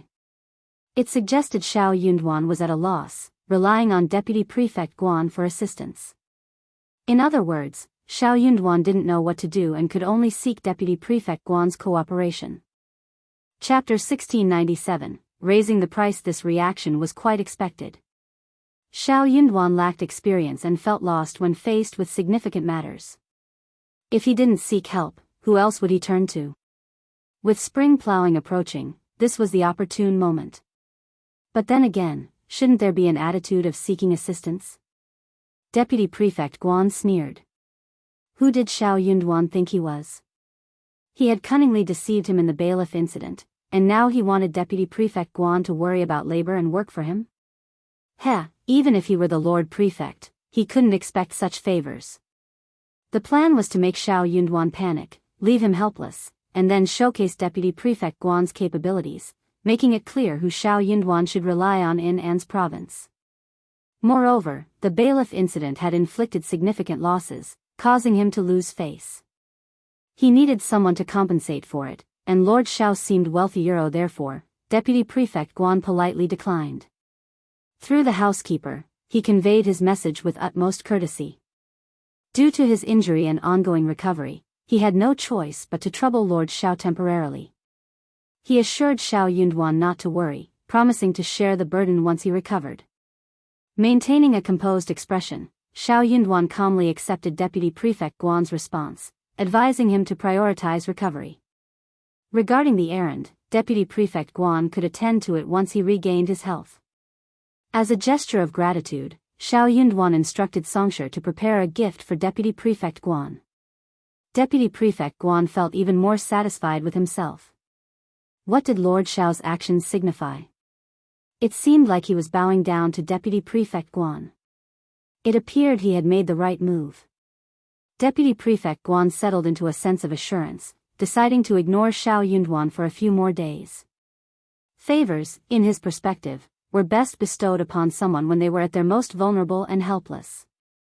It made the assistance seem all the more valuably a concept akin to saving people from fire and water. This approach ensured that the other party would remember the gratitude, unable to deny it even if they wished to. As for Xiao Yunduan's plans, Deputy Prefect Guan remained in the dark. Xiao Yunduan was accustomed to orchestrating events, offering Deputy Prefect Guan an opportunity by extending the ladder. If Deputy Prefect Guan had learned from the bailiff incident, he would have seized the chance and followed suit. He could then showcase his capabilities to Xiao Yunduan. A sensible person would have taken the initiative to handle the spring planting responsibility without further prompting. However, Deputy Prefect Guan had different intentions. Mrs. Guan's grievances had inflated his sense of importance. He hoped to witness Xiao Yunduan's failure, swooping in as the savior to resolve the issue. This would force Xiao Yunduan to rely on him, demonstrating to everyone that he was more competent than the Lord of Prefect. He yearned for everyone to acknowledge that he still held authority in An's province. Unaware that his resistance could still be won over by Xiao Yunduan's tact, Deputy Prefect Guan remained stubborn. Xiao Yunduan comprehended his mindset. If Deputy Prefect Guan chose to be obstinate, Xiao Yunduan saw no reason to be accommodating. He had done what was required. If Deputy Prefect Guan failed to appreciate it, there would be no second chance. Xiao Yunduan gathered the scribes for a discussion, contemplating his next moves. Chapter 1698. This is a lot of bad accounts. The scribes were either silent, spoke in seemingly logical but empty words, or excessively flattered the lord of the prefect, attributing wisdom and divine insight to him. They all hung on to the lord's every word. Upon re-examining the state treasury booklet, Xiao Yunduan discovered the absence of seeds. This implied that he would need to spend money to purchase them from the three families this spring. While the three families had verbally agreed to supply seeds to the government at market prices, there were no contractual instructions that could serve as evidence. This lack of formal agreements highlighted the considerable influence of the three families in An's province, as well as the former prefect's indifference towards this matter. The account book presented an even grimmer picture. Not only was there no money recorded, but it was also evident that significant debts were owed to the three major family clans and two additional family clans. As Xiao Yunduan perused the list, he found detailed entries of various expenses: building bridges, paving roads, digging canals, aiding victims, and post-flood reconstruction. Yet, these matters were virtually impossible to investigate or scrutinize. In essence, it amounted to bad debt, an accumulation of chaos left behind by the previous prefects. After years of unchecked growth, the total debt had ballooned to over 700,000 taels of silver. While this might be a trivial sum in the prosperous state capital of Jiangnan, it loomed as an insurmountable burden for An's province. The few influential families wielded unchecked power in An's province. Over 700,000 taels euro, even if his wife could amass such wealth, she had only earned slightly more than 1,000,000 taels. Xiao Yunduan's expression darkened as he scrutinized the account book. Had it not been for the considerable financial resources at his disposal, nearly matching those of his wife, he wouldn't have felt the need for immediate caution. The mere sight of this account book was enough to induce a headache. Against the formidable backdrop of the three great clans, he found himself incapable of taking a firm stance. It seemed utterly unreasonable to confront someone after accumulating debts. As the lord of the prefect, any attempt to assert authority, credibility, or character was rendered futile. Observing this, the scribes exchanged subtle glances, remaining as impassive as mountains. They had grown accustomed to witnessing such expressions from the prefects. The outcome was inevitably they would all bow before the three families. The spring plowing couldn't be delayed. Quick preparation and transportation of seeds to various towns were imperative. Villagers from different areas would present their land deeds and purchase seeds according to their land measurements. Government-bought seeds were not only of high quality with excellent germination rates, but they were also reasonably priced. Prioritizing the people's livelihood had always been a focus of Great Qin. Local officials dared not tamper with the distribution of spring and autumn seeds, as any discovery would lead to expulsion and a 3-generation ban on entering officialdom for their descendants. Therefore, the majority of farmers opted to purchase seeds from the government, leading to an extensive demand. Unfortunately, An's province's warehouse was entirely devoid of seeds. Facing this dire situation, Xiao Yunduan, despite being prepared for it, couldn't contain his fury. This discussion naturally ended without reaching any conclusive decision, as none were willing to voice their thoughts openly. Chapter 1699. Not like before. Only one scribe sneered, apart from seeking help from the 3 great families like in the past, there's no other way. This matter can't be delayed anymore. These seeds must be transferred into the warehouse promptly and distributed to the towns as soon as possible. If we delay any longer, it will be too late. Xiao Yunduan cast a glance at the scribe named Jia Heming and smiled. If that is the case, then you can make a trip to the 3 big families.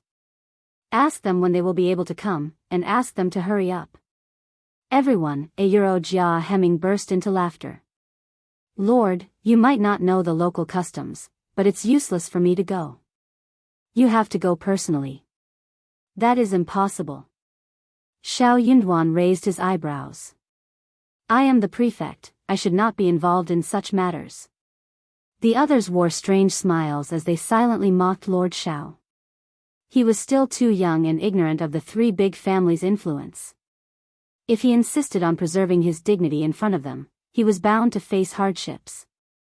Young people, indeed, displayed courage and boldness. Yet, they often needed to learn how to navigate challenges when at a disadvantage. Another person reveled in Jia Heming's predicament. This individual had always been self-righteous and condescending.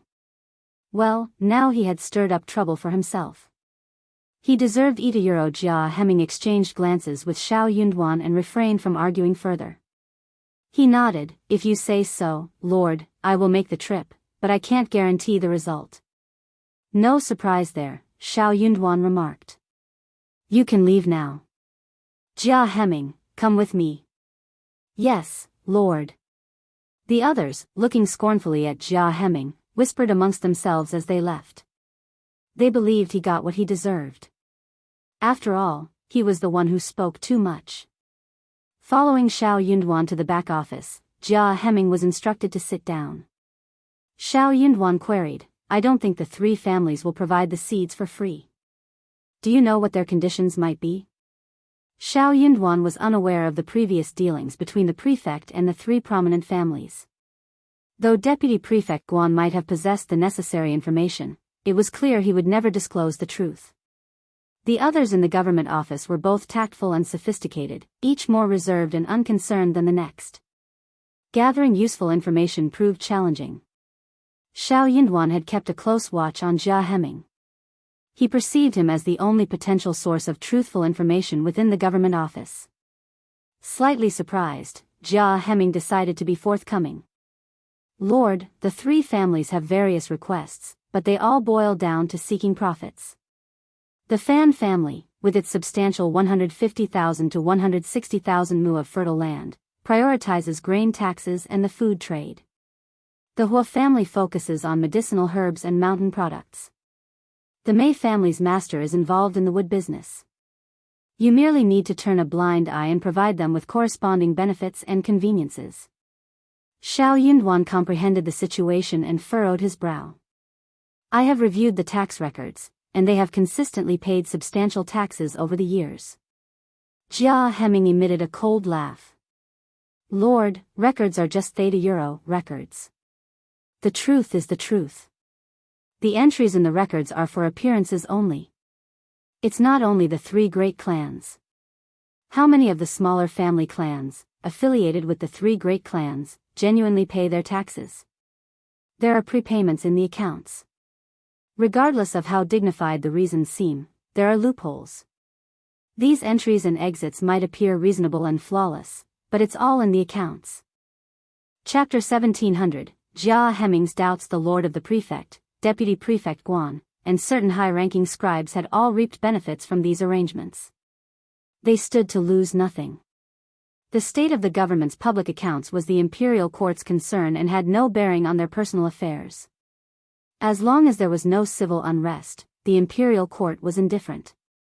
If any prefect lord sought the imperial court's assistance and agreed to resolve the matter, it would not be surprising. However, the prefect lords were reluctant to interfere in each other's affairs. Allowing this debt to persist year after year would only increase the indebtedness to the major families. If the family clans diligently paid their taxes, the public accounts wouldn't be in such dire straits. The substantial businesses of the three major families alone constituted at least half of the local economy. Almost every business in An's province had some connection with the three major families. Jia Heming wasn't aware of the new prefect's plans, and it didn't matter to him. What mattered most was whether the new prefect had the capability to execute those plans. In Jia Heming's perspective, it seemed impossible. Although he didn't mind making the trip to the three major clans, he didn't believe it would end well. That was the reality. Xiao Yunduan understood that Jia Heming wouldn't provide more insight, and he, too, refrained from expressing his thoughts. He instructed Jia Heming, visit the three families and request rice seeds from them. They must ensure that the seeds are of superior quality. Regarding the price, it should align with the market rate, with a slight adjustment to avoid their incurring losses. After collecting taxes in the autumn, we will pay them the silver, settling the interest with the bank. I won't exploit them. Of course, if they agree to this, come to the state office tomorrow. I'll set the contract with them. Jia Heming was dumbfounded. Xiao Yunduan threw a strange look at him. Is there anything you don't understand? I don't understand anything. Lord. Jia Heming suppressed his thumping heart and calmed himself down. You mean €1 this rice seed is considered a normal purchase by the government and the three big families. You want €1, you won't make things easy for the three big families anymore? €1, in other words, €1, Lord, are you going to collect taxes from the three families? Xiao Yunduan said, not just the three big families, but also their relatives. Jia Heming, €1, that was not what he meant. Although Jia Heming couldn't stand the fact that the three families had colluded with the state government office to cause chaos in An's province, he couldn't wait for a capable prefect to deal with them. But hearing what Xiao Yunduan said, he could not help but worry for him. Don't go overboard. Jia Heming could not help but say, Lord, €1, forgive me for being blunt, but this matter still needs to be planned slowly. The three big families are local tyrants after all, and their interests and relationships with the big families are intertwined. If we force them into a corner, I'm afraid €1, to be honest, Lord, the state government often can't even give out their salaries and has to borrow from the three big families. If these €1, I'm afraid they might not be willing to borrow again. If they don't borrow, other families definitely won't dare to borrow. That will cause chaos €1 at the end of the day. Wasn't this a matter of money? Xiao Yunduan smiled. The money was nothing to him. He had to thank his wife. It was all thanks to his wife that he could become an official here safely. Chapter 1701, that's all the reminder, don't worry, I've thought it through. Jia Heming was stunned and seemed to understand a little. Madame Xiao had bought so many plots of land, and now she was busy hiring people to open up the land. She had no idea what she was going to plant and open up so many plots of land. She had spent a lot of money. It was obvious that Lord Xiao was a rich man. However, no matter how rich he was, it would be difficult for him to support the circulation of a government office for a year. Lord Xiao didn't have a good estimation of the situation. Jia Heming couldn't bear to see this ambitious prefect lord who wanted to expand his career and lead the An's province government office on the right track. He couldn't help but remind him. In the end, he said vaguely, there's one more thing. Forgive me for being nosy. Lord, don't forget that this is An's province. The bandits in An's province are extremely vicious and are really not easy to deal with. The families who can survive in An's province are all quite capably Jia Heming sighed in his heart. This was the only reminder he could give. Lord Xiao was a smart man. He should be able to understand what he was saying. Without evidence, he definitely wouldn't dare to say anything. However, there were some things that everyone knew very well. The reason why the three big families and the big families that relied on them could live so comfortably was definitely not just because they controlled the prefect yamen. More importantly, they must have secretly paid tribute to those bandits. Otherwise, why would those bandits be willing to live in harmony with them? If Lord Shao wanted to touch those big families, apart from having a lot of money, he also had to be strong enough. Jia Heming felt that this was impossible. Those bandits had been operating for many years and had long become famous. Not to mention those small forces and scattered forces, just the three big forces alone could not be underestimated. They were existences that even the three big families did not dare to provoke easily. How powerful was Lord Shao? How dare he provoke them? Were they counting on his servants?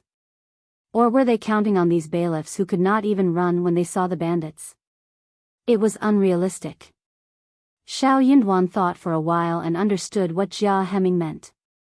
He smiled and said, "I understand what you mean. It is okay, I have my own ideas. I will not take the lives of myself and my family as a joke." Jia Heming heaved a sigh of relief. "Euro Lord, you know what you're doing. I won't say anything else." Then, the three families Euro he definitely had to go. What should he say? Xiao Yunduan said, "What did I tell you? What are you going to say?"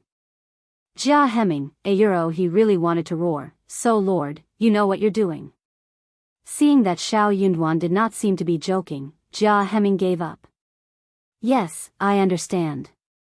When they returned to the back office, Xiao Xian was looking at the strawberries planted in the backyard. The small strawberry field had already grown very well. The leaves were fat, tender, thick, and green. The stem was healthy, thick, and full of vitality.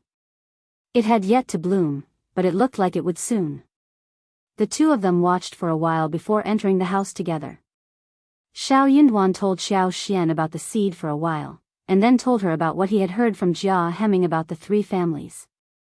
"I didn't expect the three families alone to stir up such a mess in the state government office. They probably have a deep relationship with those bandits. Wife, I really want to send you back to Jianghu." Chapter 1702, Concern is chaotic. When Xiao Xian tried to persuade him, Xiao Yunduan agreed and thought that he could protect her. But now, he was not so confident. The situation here was much more dangerous than he had expected. He had to ensure that he would take it step by step and not make any mistakes. If anything went wrong, all his previous efforts would be wasted. He couldn't afford to bet on her. Xiao Xian caressed her belly and said with a smile, "Don't worry about me, my husband. Unless those bandits dare to attack the state office, I am safe. They don't have the guts." The imperial court was afraid of them. Now that they had turned a blind eye to them, they were naturally happy to live a stable life. However, if they dared to attack the government office in public and kill the local officials, they would be openly provoking the imperial court. They would be rebelling and looking down on Great Qin. The emperor would never let them go and would definitely send an army to kill them.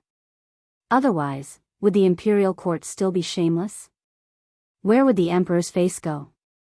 He believed that such a situation was definitely not what those mountain kings wanted to see. Once the imperial court sent an army, they would definitely suffer. Even if they were not wiped out, they would definitely suffer. Therefore, unless it was a life and death struggle, they would never provoke the governmental office. It was not that Xiao Yunduan did not understand this, but he was just confused. Hearing what Xiao Xian said calmly, Xiao Yunduan could not help but burst into laughter, feeling totally relieved. He took hold of Xiao Xian's hands, lowered his head and rubbed against her forehead. He said softly, "I am so lucky to be able to marry you, my wife. The Xiao family has accumulated so much fortune over the past few lifetimes, and it is all thanks to me." Xiao Xian felt very sweet inside her heart, but she was also embarrassed by what he said. She leaned into his arms and smiled. "As long as we do not have the same blessing, it is my blessing." Xiao Yunduan smiled. "As you wish." Xiao Xian's negative karma was still going on. The 3,000 mu of land had been cleaned up, and the trimmed firewood had been brought back to their families by the workers. Now, he was digging roots, grass, and bushes, turning the entire ground over. There were too many different kinds of roots, and some of them were quite huge. There was no way for the iron plow to work normally. Apart from removing all kinds of roots, he had to roughly tidy up the ground and try to make it as flat as possible. Only then could he use the plowing oxen to pull and plow the ground. Each person had 2 meat buns for lunch. There were enough steamed buns and bone soup. The salary was paid every 5 days. The employees were very motivated. Then, Lu Fu and the others checked carefully. The roots and grass were clean. 40 people could clear about 120 to 150 mu in a day. The clearing of weeds and miscellaneous trees in the mountain would be slower, but it had already been completed in the past 2 days. There was no need to dig up the entire ground. They only needed to dig away the roots and bushes. Xiao Xian planned to plant peppers and star anise all over the mountain, so that some herbs could be planted in the flat area at the foot of the mountain. Apart from the place where the herbs were planted, she would plant them well and dig a tree pit on the mountain. According to the current speed, all the land would be sorted out in about half a month. After that, it would not take much time to dig holes and plow. Although time was a little tight, he could still plant all the seeds if he rushed and grabbed spring's tail. Chapter 1703, Reject Farming demanded precision, timed perfectly to avoid the detrimental effects of scorching temperatures. The challenge lay in preventing saplings from losing water during extreme heat, as it significantly lowered the survival rate. Yet, these issues posed no obstacle for Xiao Xian. Xiao Xian's extraordinary abilities were more than sufficient to oversee the cultivation of tens of thousands of mu of plants. As the couple immersed themselves in their individual careers, onlookers were left bewildered and uncertain. In the eyes of many, the lord of the prefect was not only engaged in farming but also seamlessly handling governmental affairs. His uncompromising stance and refusal to let anyone take advantage of him appeared, to some, a deviation from the norm. Jia Heming approached the 3 prominent families, seeking their agreement to supply rice seeds based on Xiao Yunduan's conditions. However, none were willing to comply. Even the more amiable ones, like the Hua family, attempted to probe but soon realized the lord of the prefect's unyielding nature. They cited numerous domestic responsibilities and claimed a lack of surplus rice seeds, expressing regret for being unable to assist. Old Lady Fan of the Fan family went a step further, openly berating Jia Heming and severing ties with him. The Mei family adopted a similarly cold stance, rejecting the proposal outright. Jia Heming tirelessly shuttled between Xiao Yunduan and the 3 major families, engaging in several rounds of negotiations that ultimately ended on sour terms. Old Lady Fan, influenced by her daughter's accounts, developed a negative opinion of Xiao Yunduan and Xiao Xian. In response, she instructed her eldest son to reach out to the other 2 families. The trio convened at the Fan family residence to devise countermeasures. Old Lady Fan's face displayed contempt and mockery. It appears our lord of the prefect state is obsessed with wealth. He has set his sights on us, how amusing. Old Master Hua maintained a smile without uttering a word. First Old Master Mei sneered, youth knows no fear. This Lord Xiao is unlike his predecessors. Old Lady Fan cackled, youth these days, so audacious. We elders must guide them to understand the vastness of heaven and earth. We won't meddle in this affair, nor shall we permit other families to intervene or lend him money. Let's witness what he can achieve. What do you think? The Fan family had officially registered 150,000 mu of fertile land with the government, but in reality, it was 200,000 mu. Despite the abundance of fertile fields, hefty annual taxes were a constant burden. Xiao Yunduan's insistence that the Fan family start paying taxes from this year forward enraged Old Lady Fan. The Fan family yielded a considerable harvest annually, mostly sold as commodities. Thanks to the government's support, the produce not only sold smoothly but fetched a price that left the Fan family content. Despite offering some benefits to the government, it remained a profitable venture.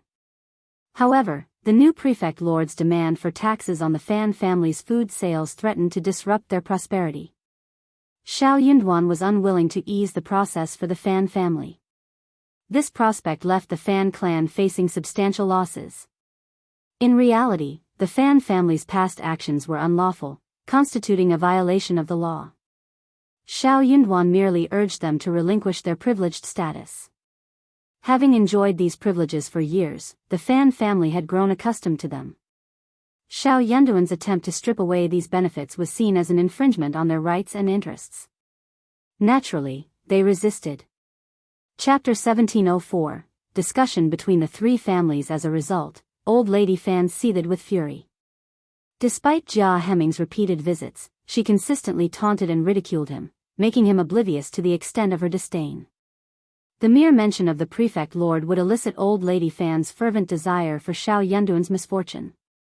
She would then resort to tearful pleas, accompanied by generous offers of benefits to the Fan family. During such moments, she found some satisfaction in venting her anger. Upon hearing Old Lady Fan's sentiments, Old Master Mei displayed contentment and nodded. "Let's proceed with that plan." Old Master Hua chuckled, adding, "Since you've made up your mind, I naturally can't lag behind." In response, Old Lady Fan snorted and rolled her eyes at him. She harbored a strong dislike for the cunning and selfish old man from the Hua family, who always prioritized personal gain.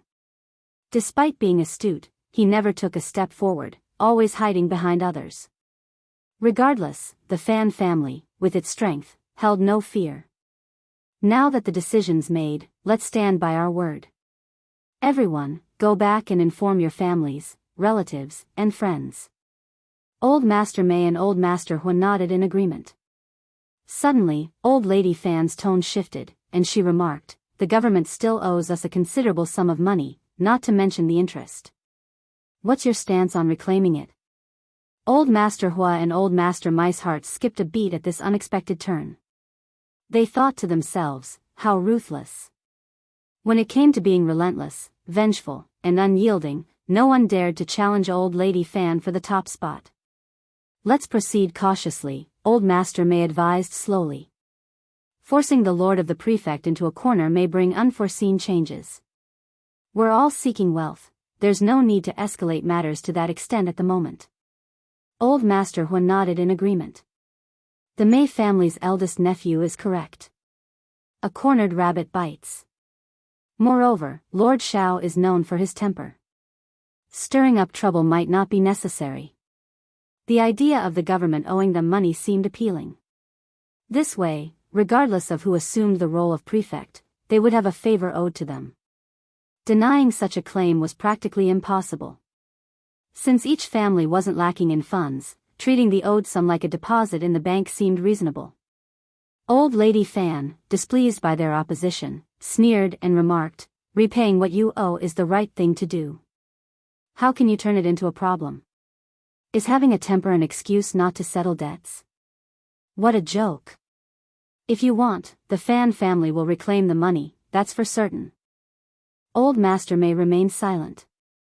Old Master Hua smiled without offering further comments. Even more displeased, Old Lady Fan took action the next day. She instructed her two sons to visit the office and demand the return of the owed 80,000 taels of silver from Lord Xiao. The two old masters of the Fan family were baffled, unable to comprehend their mother's sudden insistence on this matter. Despite attempting to dissuade her, Old Lady Fan remained obstinate.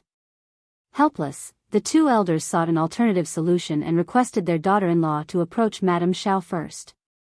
After some consideration, Old Lady Fan eventually agreed, stating, "Fine, I'll save some face for Lord Xiao. If he has any sense, he'll return the money. Otherwise, don't blame me for tarnishing the reputation of the prefect's office." Indeed, it was embarrassing for the dignified prefect's office to be unable to repay a debt. Such a situation would undermine Xiao Yunduan's authority. After all, he represented the prefect's office. Chapter 1705, Why Are You Here? Was Fan Rian willing to miss out on such a lively event? Of course not, she wanted to go too. Although First Madame Fan was hesitant to bring along her seemingly trouble-stirring sister-in-law, she lacked the authority to refuse. Thus, the following morning, they made their way to the backyard of the state government office to visit Madame Xiao. Xiao Xian had just finished discussing matters with Songshi, Lu Fu, and others when she learned of First Madame Fan and Aunt's visit. Smiling, she greeted them, keep an eye on the schedule and try to expedite matters. Time waits for no one. The two women agreed and departed. Li Qiu commented, they didn't come when you were resting. I don't know why they're here now. The sentiment was unanimous. Xiao Xian smiled. They're not here to visit me. Since they've come, let them in. First Madame Fan exhibited proper manners as she greeted Xiao Xian politely, took a seat, and engaged in conversation. She inquired about the baby in Xiao Xian's belly, offering advice on pregnancy and discussing how to care for the child. Xiao Xian, genuinely interested, joined the conversation with enthusiasm. For a pregnant woman eagerly anticipating her child, there was no more enticing topic. It was impossible to resist such kindness. Fan Rian's expression soured. Gradually, her complexion paled as she glared at First Madame Fan. She had suspected it. Her two sister-in-laws weren't as benevolent as they appeared. While they behaved respectably in front of their mother, behind her back, they harbored disdain for her and her family. Yet, she was also a member of the Fan family, just like her brothers. They shared the same mother. Why couldn't she find a husband? Why couldn't she claim a share of the Fan family's assets? His mother and brothers remained silent. What right did his two sister-in-laws have to be dissatisfied? They were outsiders. Whenever he was present, his mother would insist that they take care of him. However, when he wasn't in front of her, how willing were they to cater to his needs? It was preposterous. Xiao Xian had already noticed Fan Rian's discontented expression but chose to feign ignorance. Dealing with the wife of the prefect required careful consideration in conversation, after all. What a jest. Did this girl from the Fan family believe everyone had to flatter her? Upon reflection, it seemed that was indeed the case. The Fan family, one of the three major families in An's province, wielded significant influence in the region. With the government struggling to control the area, they heavily relied on these three families for management. Given such circumstances, the Fan family had the power to demand praise and face from others. Over time, Fan Rian might have developed such a personality naturally. Yet, Xiao Xian refused to cater to it. While others might endure Fan Rian's arrogant temper, willingly or not, Xiao Xian saw no need to seek assistance from the Fan family. As for fear, it held even less sway over her. If the Fan family persisted in their arrogance, it was only a matter of time before her husband took a stand against them. In essence, they were already in the first round. Observing her sister-in-law's darkening expression, First Madame Fan inwardly sighed. She couldn't keep pretending she hadn't noticed. If she had continued to turn a blind eye, she would be spared this current predicament. However, when she returned, Fan Rian would undoubtedly complain to their mother-in-law. Chapter 1706. Dead at that moment, she was uncertain about the severity of her mother-in-law's potential punishment. Even though she was over 40 years old and already a grandmother, it mattered little. Her mother-in-law was known for being unreasonable. If she wanted to reprimand her, dignity would be the last thing she granted. It wasn't surprising that the two of them had always been close. First Madame Fan welcomed Fan Rian with a smile, though Fan Rian failed to appreciate it. Instead, she felt further aggrieved. Where were you earlier? You deliberately ignored her. Now, you're probably afraid of being scolded when you go back. Only then did you think of her, a living person, beside you. Ha! Fan Rian didn't follow First Madame Fan's lead. Instead, she addressed Xiao Xian with a forced smile. I heard you've purchased numerous mountains and are hiring people to explore them. What are your plans for cultivation? Do you intend to settle in Ans permanently? Xiao Xian smiled. The crops planted in the land were no secret to anyone. However, she disliked Fan Rian's tone and had no intention of sharing details. Well, cultivate whatever thrives well in An's province, yielding a good return. Well, plant casually, indifferently. As for settling here permanently, that depends on the imperial court. Nevertheless, my husband will stay for at least 2 or 3 terms. She glanced at First Madame Fan and added with a smile, I may require your assistance in various matters in the future. First Madame Fan bowed, smiling. Fan Rian sneered inwardly. You still want the Fan clan's help? Seeking advantage from the Fan clan? Dream on. Madame Xiao, considering the substantial land purchase, you and your husband must have spent a considerable amount of money. The Anne's province government office still owes our family 80,000 taels of silver. With our family engaged in significant business now, we're unable to turn the money around. Since Lord Xiao and Madame Xiao aren't lacking in funds, could you assist the government office in settling this debt with our family first? Fan Rian spoke up, feeling that she had expressed herself quite tactfully. First Madame Fan, embarrassed, wished she could vanish. The prefect, Lord Xiao, was seeking money from the prefect's wife, and as long as he remained in office, the Fan family wouldn't be able to extract anything from him. She disapproved of this matter as much as her husband did. If she were the one handling it, she wouldn't even bring it up, she'd simply have a few words with old Madame Fan. Fan Rian had accompanied her, intending to drop a subtle hint or two. Little did she know that this girl wanted to stir up trouble. First Madame Fan felt powerless and turned to Xiao Xian with an apologetic look, forcing a smile. Madame Xiao, I'm truly sorry. The Jia family is facing difficulties right now, and we wouldn't have resorted to this if we had other options. Please forgive us. Fan Rian glanced at her sister-in-law disdainfully. So what if she phrased it nicely? Regardless of how polite the request sounded, they were there to collect debts. Expecting Madame Xiao to treat them cordially without harboring any resentment was wishful thinking. Xiao Xian was taken aback.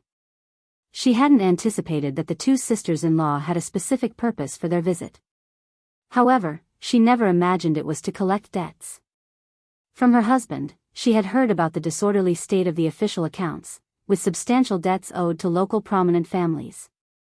Hence, owing money to the Fan family wasn't surprising.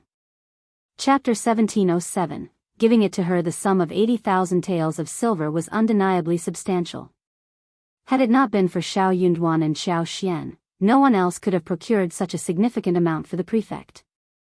It raised a dilemma. How could this prefect maintain any dignity and confidence in front of these affluent families? It was no wonder each prefect's tenure was short-lived.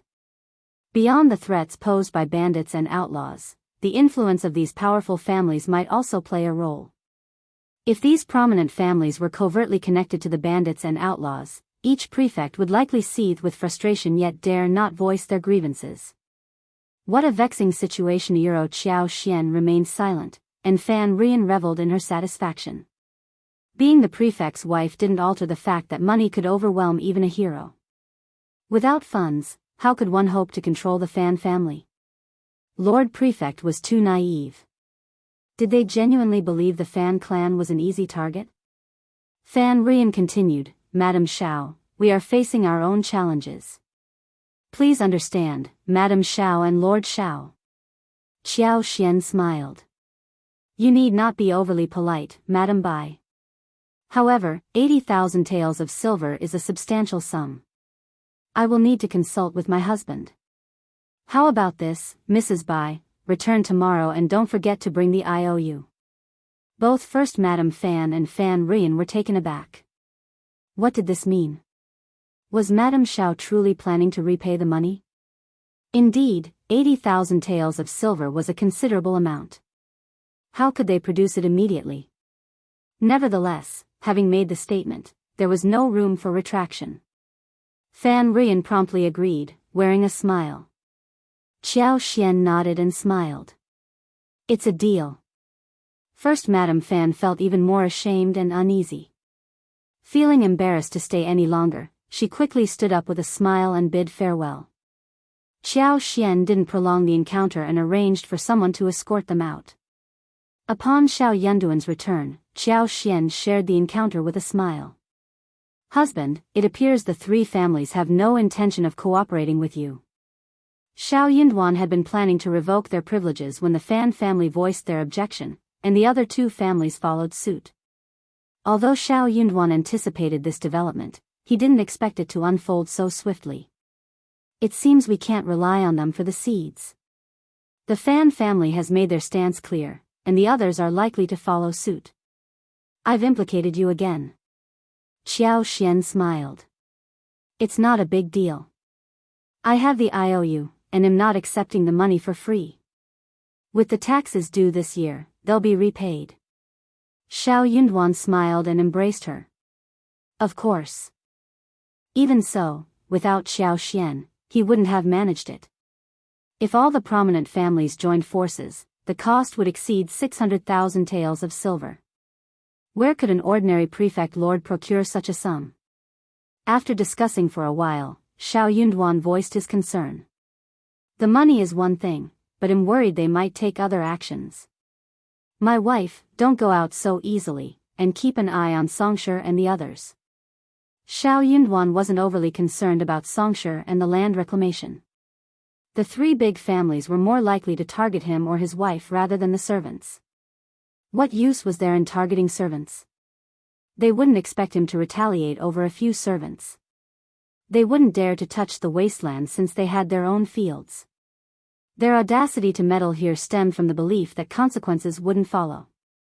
If they did provoke a reaction, they would be at a disadvantage. After all, their fields were superior and more numerous. Chapter 1708, feeling slapped in the face. What they desired now was for Xiao Yunduan to concede defeat and lower his head. If the three big families continued to act unchecked in An's province, they would solely target him and his wife. Hearing his concerns, Xiao Xian grew a bit anxious. She repeatedly reminded him to be cautious when going out. Xiao Yunduan, caught between laughter and tears, reassured her, fearing she wouldn't be able to tend to the baby in peace. Xiao Yunduan instructed Jia Heming to approach the three prominent families again and issue an ultimatum. They wouldn't be selling the seeds, so they needed to finalize the deal today without further delay. If the families truly couldn't provide assistance or resources, he would have to explore alternative solutions. Despite Jia Heming's expectation that the trip might be futile, he complied. The outcome aligned with his predictions. The three families weren't reserved. They genuinely had nothing to offer. Xiao Yunduan nodded and dismissed Jia Heming. Jia Heming seemed hesitant to speak but chose to hold his tongue. Though concerned, he left with a somber expression. He sensed that Lord Xiao was genuinely determined to take action but deemed him too hasty. While he understood the impossibility of extracting anything from the formidable three big families, being too anxious posed its own challenges. If the three families refused to assist, the other clans were unlikely to help either. With no funds in the official account, Xiao Yunduan faced a dilemma. Unbeknownst to Jia Heming, Xiao Yunduan had instructed Jing Sang to lead a group to Yuezheng province. There, he requested Yuezheng Xiao to secretly deliver the seeds. Zheng Sang brought individuals to provide discreet protection, just in case. Given the three big families' audacity to confront bandits, their methods differed from those of other family clans. Xiao Yunduan had to exercise caution. As expected, first Madame Fan faced a scolding from her mother-in-law and the Fan family. She had grown numb to it and merely listened. Old Lady Fan had anticipated that Xiao Yunduan and Xiao Xian might soften their stance when asked to settle the debt. To her displeasure, they not only held their ground but also presented the IOU the next day. Feeling even more dissatisfied with the outcome, Old Lady Fan instructed, "Since Madame Xiao has spoken, both you and your sister-in-law will go again tomorrow. Take the butler and the IOU with you. I want to see if Madame Xiao is bluffing. If she doesn't give you the money tomorrow, don't return empty-handed. Make sure she promises something, understand?" First Madame Fan nodded. The following morning, the two of them, accompanied by the Guan family and the IOU, paid another visit. Upon seeing them, Xiao Xian greeted, "Welcome." Without a word, she had someone verify the authenticity of the IOU and gladly handed over the banknotes. There were a total of 8 cards, each worth 10,000 taels. As she held the banknotes, Fan Ruyan remained in a daze. Is this it? They received the banknotes just like that? Madame Xiao didn't even plead with the Fan family. Regardless of Fan Ruyan's thoughts, she could only return with the banknotes. Despite successfully securing the repayment, Fan Rian found herself surprisingly dissatisfied. Old Lady Fan shared the sentiment, feeling as though she had been slapped in the face. She believed that other families might be ridiculing her behind her back, especially the old man from the Hua family. Old Lady Fan promptly dispatched someone to seek out the other 3 smaller family clans holding the promissory note. Their mission was to collect the debt at the designated location from the government office. Chapter 1709. Stifled. If the Hua family and the Mei family refused, Old Lady Fan wouldn't summon them. However, the other families were holding nearly 200,000 taels in IOUs. Since Madame Xiao had seemingly slapped her own face, Old Lady Fan felt compelled to retaliate. They doubted they would actually receive payment this time. 2 families secretly rejected Xiao Yunduan's request but didn't dare to refuse openly. Every family knew Old Lady Fan's temperament. If they dared to decline, they risked earning her enmity, making their future interactions challenging. They might as well collectively voice their grievances to the government to reclaim the money. Qiao Xian, unwilling to ask Xiao Yunduan for the promissory note, left the other party bewildered. Qiao Xian chuckled, saying, "Since you're here to collect the debt, why didn't you bring the IOU? Perhaps you forgot that I'm expecting you, so let me go back and fetch it now." Her words left them feeling awkward. Uncertain whether Qiao Xian intended to genuinely repay the money or not, they found themselves cornered and unable to back down. They hurriedly went home to retrieve the IOU. The total amount was 230,000 taels of silver, and Qiao Xian counted out 10,000 taels each. There were 23 banknotes, neatly arranged. The few debt collectors were stunned. Holding the banknotes, they felt no joy. Instead, an unexplainable guilt crept in. It was a rare sight to see debt collectors in such a mood. As they departed the state office, their footsteps seemed a bit lighter. Old Lady Fan was furious. Old Lady Fan felt as if she had been slapped in the face once again. How is that possible? How can the Xiao family have so much money? The total amount, including their family's funds, was 310,000 taels of silver euro ready-made banknotes, not assets. Even for the Fan family, it wasn't easy to produce such a sum at once. Unable to accept defeat, Old Lady Fan compelled her 2 sons to approach the Mei family and the Hua family, hoping to exert pressure on Xiao Yunduan. The 3 families had long stood together, facing challenges and victories collectively. Xiao Yunduan's actions had not only embarrassed the Fan family but also deliberately suppressed them. The other 2 families couldn't afford to stay aloof. By defending the Fan family's honor, they would prevent Xiao Yunduan from sowing discord among them. If the 3 families turned against each other, Xiao Yunduan could pick them off one by one. From their perspective, the new prefect lord seemed oblivious to their long-standing alliances. Instead, he immediately clashed with the 3 families upon his arrival, refusing to compromise on the seed issue. Now, with the debt repayment at hand, they were left feeling somewhat resentful.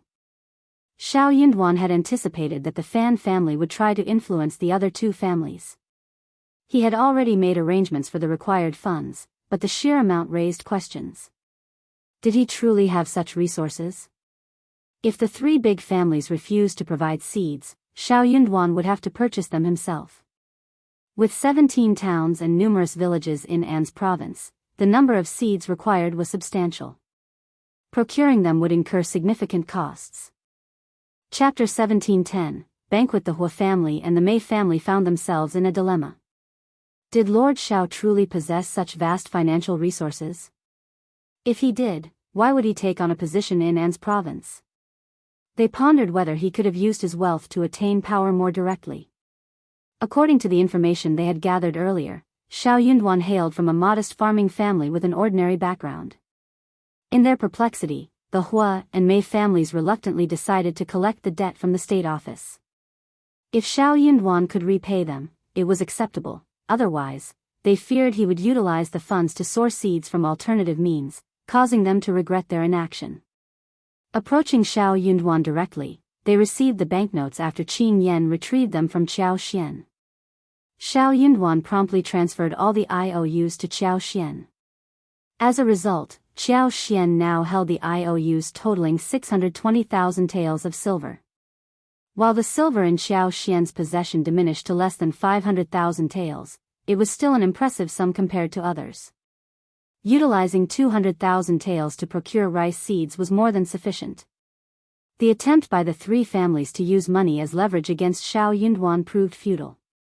Xiao Xian, with a smile, informed her husband about the situation and expressed her intention to host a banquet, inviting all the ladies to witness the unfolding spectacle. After all, Mrs. Guan had recently organized a reception banquet for her, and it seemed fitting to reciprocate. The banquet served as a clear counterattack against the three prominent families, revealing that Lord Xiao and Madame Xiao were untroubled by financial concerns.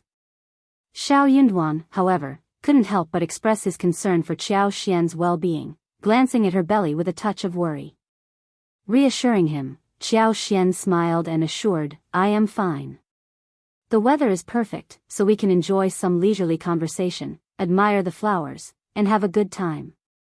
I'll ask Li Xia and the others to stay close this time." Xiao Yunduan agreed but suggested involving Mrs. Guan to manage the guests, while Li Xia and Li Qiu would stay by Xiao Xian's side for added protection. He emphasized the need for Xiao Xian's safety in light of the potential schemes and risks posed by those unhappy with the seed and promissory note situation. Acknowledging his concerns, Xiao Xian agreed to make a brief appearance at the banquet before retiring to rest, with Li Xia, Li Qiu, and others remaining to take care of her. Mrs. Guan, though not entirely willing, had little choice but to accept the responsibility. The swift and uncompromising return of the 620,000 taels of silver amazed Mrs. Guan and her husband. Xiao Xian's calm and unquestionable handling of such a large sum left them astonished and made them think twice about crossing her. The banquet was scheduled for 2 days later, leaving the recipients of the invitations in disbelief. The upcoming event promised to be a spectacle, especially considering old lady fans' inevitable reaction to the situation. Chapter 17:11. Furious, she was the one who started the debt. She wanted to suppress Lord Xiao and force him to give in. Unexpectedly, Lord Xiao returned the 620,000 taels of silver without any hesitation. This round, old lady Fan lost. Others lost too, but she was the leader. Madame Xiao found it interesting as well. She set up a banquet and invited everyone to enjoy the flowers and watch the show. This was clearly continuing to challenge the Fan clan and the three great clans. So what if he had returned 620,000 taels of silver? He was still in a good mood to admire the flowers and listen to the show. After the Fan family received the invitation, old lady Fan was so angry that she almost couldn't breathe. She scolded, "You're going too far." Wasn't this going too far? Everyone was smart enough to know what Xiao Xian was trying to do by inviting guests at this time. It seems that Lord Xiao and Madame Xiao have made up their minds to go against us. Good, good, good. I've seen how ignorant they are today. As smug as they are, money isn't enough in An's province. Ha! Old lady Fan was in a fit of pique. She had planned to not let the Fan family attend this banquet, but she also wanted to give it to the families who were close to her. She also wanted to tell the Mei family and the Hua family. First Old Master Fan and Second Old Master Fan had a headache. This won't do. This was equivalent to going against Lord Xiao and Madame Xiao. By then, Lord Xiao and Madame Xiao wouldn't let the Fan family off easily, even if it was for the sake of their reputation. Although the Fan family was one of the three big families in An's province, it would cause a lot of trouble if Lord Xiao targeted them. At that time, the Hua family and the Mei family would be left far behind. There might even be other families trying to replace them. But if he explained it to old lady Fan like this, it would definitely not make sense. She would not listen. Because she was very confident in her family. First Old Master Fan and his brother had no choice but to tell her that they had to attend the banquet. If they didn't, others would think that the Fan family was afraid of Lord Xiao. Old lady Fan felt that it was true. Why not? She had to go. And she had to go in a glamorous manner. The banquet was held as scheduled. This time, the banquet was even more lively and crowded than the reception banquet. Xiao Xian was showing off, of course, the more the merrier. Furthermore, she had indeed invited more people to see if there was anyone she could befriend and support. How could it be said that all the local family clans, big and small, were convinced of the three big families and did not have any other thoughts? Xiao Xian was of a higher status than everyone else, so she did not need to greet them personally. Instead, the ladies who came to visit her had to greet her one by one. It saved her a lot of trouble in the province. Seeing this, Mrs. Guan felt very frustrated. If Lord Xiao managed to solve the problem of the seed, more than half of the scribes in office would side with him. It would be meaningless for his old master to pretend to be sick. But now that things had come to this, her old master was caught between a rock and a hard place. She could only hope that Lord Xiao wouldn't be able to solve this problem. When his old master took action to solve the problem, his old master would have the final say in the government office. Compared to the reception banquet last time, the ladies were much more polite to Xiao Xian this time. Chapter 17:12. The more at this time, the more the Fan family cares about this. After all, not many people could take out 620,000 taels of silver without blinking. Who knew what other trump cards Lord Xiao had? Lord Xiao didn't even hesitate to slap the Fan family's face. Even though these family clans were considered top-notch locally, they were nothing compared to the Fan family. In Lord Xiao's eyes, it was nothing. In addition, the Fan family had always been domineering. If it wasn't for the Fan family's strength, no one would be willing to tolerate old lady Fan's temper. Seeing her and the Fan family suffer, countless people were secretly happy and gloating. They couldn't wait for Lord Xiao and Madame Xiao to teach the Fan family a lesson. When they saw Xiao Xian, they were very polite. On the Fan family's side, the people who came were still the sisters-in-law and young ladies from the younger generation who had attended the banquet last time.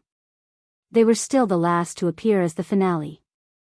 At such a time, the Fan family was more concerned about this. Old Lady Fan insisted that the Fan family needed to make a more glamorous appearance this time. As a result, the three madams and three young ladies of the Fan family arrived at the banquet dressed in exquisite finery. Their vibrant choice of bright satin garments, adorned with intricate gold and silver embroidery, drew attention. The colors ranged from vivid purple to striking orange-red, while the three young ladies opted for shades of pink, rose-red, and begonired. Every detail, including cuffs, skirts, collars, and lapels, sparkled with embedded gold and silver threads.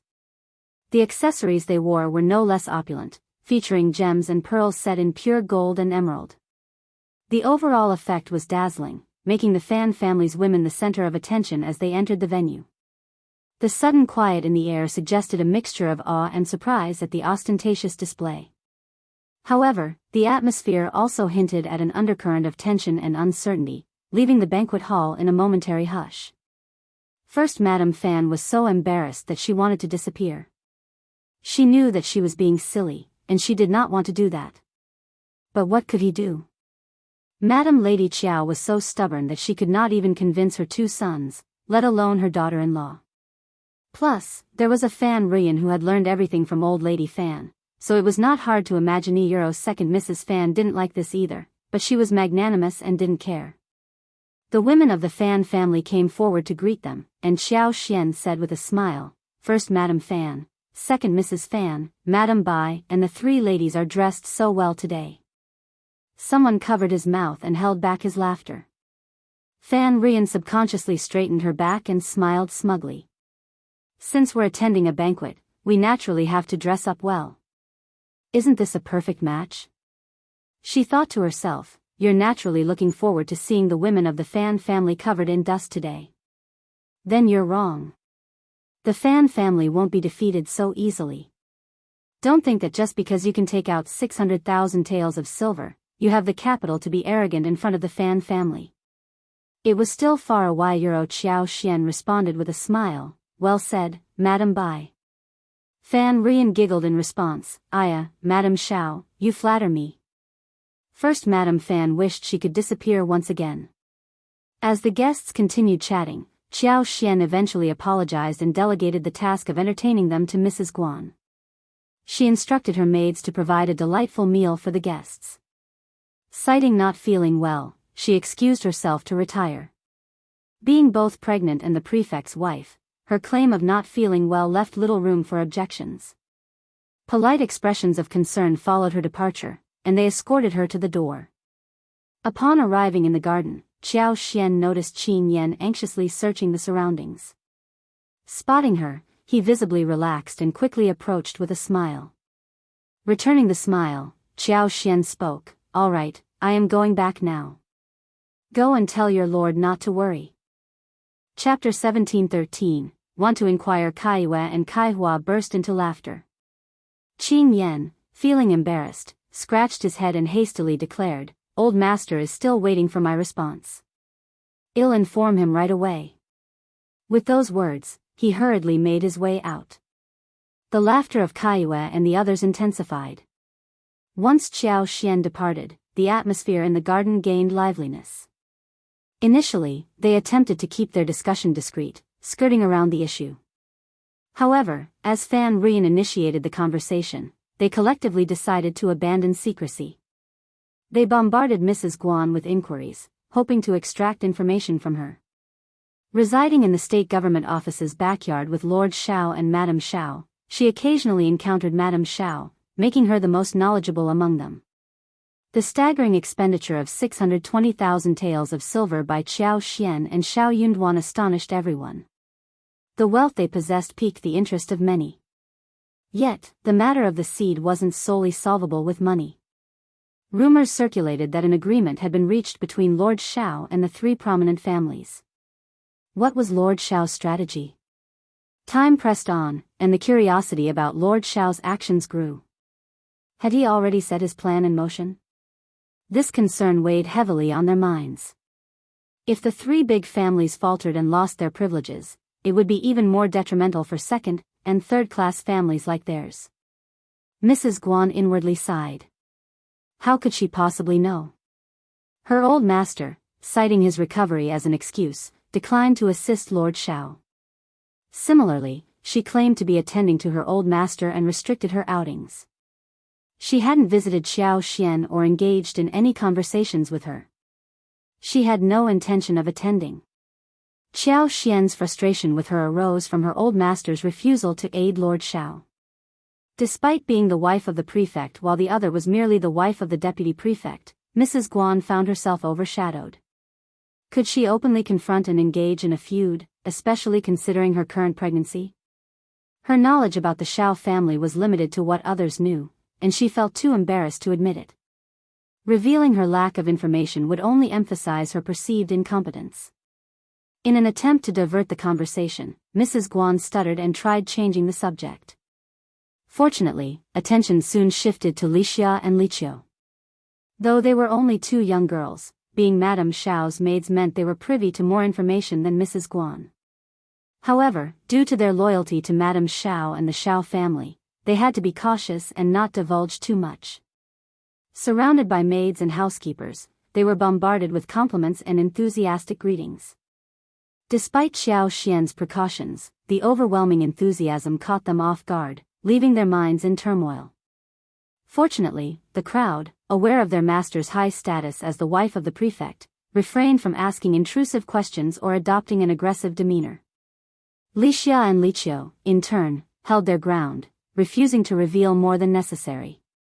Nonetheless, there were certain aspects they could emphasize, such as boasting about their old master's wealth and Madame's extensive collection of exquisite, beautiful, and exceptionally precious jewelry. Chapter 17:14, Mocking. They highlighted that their old master genuinely aspired to serve as an official in this region and be a benevolent leader. Therefore, leaving abruptly was out of the question. Additionally, they wanted to convey that both their old master and Madame were of high status, noble character, and displayed kindness and gentleness towards everyone. Being a servant in the Shao family was considered a blessing that anyone would be fortunate to have. The maidservants, however, were disheartened. Who would be interested in hearing such details? As dinner approached, Lixia and Liqiu informed Mrs. Guan and extended invitations to the ladies to join them at the table. Eager to witness the unfolding events, Mrs. Guan agreed with a smile and led the group to the banquet hall. Throughout the half-day of being surrounded by inquisitive individuals, Mrs. Guan had to muster considerable energy and endurance, leaving her thoroughly exhausted. As everyone settled down, Mrs. Guan exchanged greetings with each guest. Li Xia and Li Qiu promptly instructed the serving of dishes. Unaware of the chef's identity, Mrs. Guan remained in the dark until the dishes were presented. A collective look of puzzlement crossed the faces of the guests. The meal before them couldn't be described as lavish or high class. Among the offerings was a dish featuring cabbage boiled in a crystal-clear soup, tofu prepared in a simple manner, and a sealed urn over half a foot tall, the contents concealed. Its size was comparable to a large bowl, leaving everyone curious. Other dishes appeared more conventional but exhibited an exquisite and tempting quality. The braised meat displayed a vibrant red hue, while prawns, a familiar item, were coated in an unknown red sauce. The aroma, slightly sour and sweet, immediately tantalized the taste buds, eliciting anticipatory reactions from the diners. The table also featured a plate of neatly arranged chicken, its skin yellow and shiny, exuding a fresh and tender quality. Having escaped without encountering any trouble from Xiao Xian, Fan Rian couldn't resist poking fun at the dishes when she saw them. Madame Xiao and Lord Xiao must have used up their funds to cover the state office's deficit. The banquet dishes today are quite simple and straightforward. Fan Rian's jesting elicited laughter from many madams and young ladies who shared a good relationship with the Fan family. It was an unspoken understanding among them. Mrs. Guan eagerly anticipated someone ridiculing Xiao Xian and opted not to defend her. Instead, she chimed in, "Mrs. Bai, please don't say that. Madame Xiao has sincerely invited us as her guests. Such an invitation is a rare gesture, and we should appreciate it." Fan Rian sneered with disdain, her eyes filled with mockery. She retorted with a faint smile, "Such good intentions can indeed serve as a shield at any time, allowing you to silence others. Don't you think it's quite effective?" Mrs. Guan chuckled, "Mrs. Bai, you certainly have a sense of humor." At that moment, Li Xia and Li Qiu approached. Li Xia smiled and said, "Mrs. Bai, and everyone, you may not be aware, but these dishes were specially ordered by our madam and prepared by the kitchen. Some were even made 2 days ago. They are different from the local dishes, which might be why Madame Bai didn't recognize them. Allow me to explain each dish to the madams and young ladies, and I'm sure they'll appreciate the uniqueness." The two maids began detailing the dishes one by one, covering ingredients, craftsmanship, and the distinct features of each dish. The menu included boiled cabbage, fish soup tofu, braised pork, prawns with soya sauce, Buddha jumps over the wall, and salt-baked chicken. Chapter 17:15, face slapping. As Li Xia and Li Qiu spoke, they wore warm smiles and extended invitations to all the madams and young ladies to savor the dishes while they were still hot. The enticing descriptions heightened the anticipation of the guests, who eagerly picked up their chopsticks, unable to resist the temptation. Curiosity and enthusiasm surged as they couldn't wait to indulge in the flavors. "Not bad at all. What's in this prawn sauce? It's a delightful combination of sour and sweet. The chicken is amazing. The skin is tight, and the meat is exceptionally fresh and delicious. I've never encountered such a cooking method. This braised pork is exquisite. It melts in the mouth and isn't greasy at all. And what's this called? Buddha jumps over the wall? The soup is marvelous. I must say, this boiled cabbage is unexpectedly delightful. It appears simple but tastes wonderful. It's no wonder, considering the variety of delicacies." The madams and young ladies, being connoisseurs of fine cuisine, recognized the quality of the dishes. Such a feast would easily cost at least 200 taels of silver, considering the array of snacks, tea, fruits, and the entertainment provided by the troupe. Madame Xiao had generously opened 12 tables for the occasion. With the additional expenses on snacks, tea, fruits, and the entertainment troupe, the banquet's total cost exceeded 3,000 taels of silver a euro, a sum indicative of a large-scale event. In usual circumstances, a well-organized banquet could be achieved with 100 or 200 taels. Anything above 500 taels was considered affluent and grand. Madame Xiao's wealth was unmistakable. Fan Rian's complexion alternated between shades of green and white. Although no one openly mocked her, the continuous praises for the dishes amounted to a figurative slap on her face, exposing her lack of knowledge. The two girls, in particular, seemed to intentionally direct their comments toward her. The implicit mockery in their gazes left her feeling thoroughly irritated and scorned. The banquet dishes garnered universal praise and satisfaction from all the guests, except for Fan Rian, who refrained from tasting the food. Wuxia and Liqiu reveled in their satisfaction. The carefully prepared dishes served as a subtle rebuke to Fan Rian for her unwarranted insults. Madame Xiao's meticulous efforts had resulted in a culinary triumph, proving her culinary knowledge and capabilities. The shrimp with soya sauce, in particular, stood out, offering a delightful blend of sweetness and sourness. Madame Xiao had even brought tomato seedlings from the capital, carefully transplanting and cultivating them in An's province. The resulting harvest enabled the creation of the unique eggplant juice featured in the banquet. For Wuxia and Liqiu, Fan Rian's ignorance and baseless criticisms now seemed all the more absurd.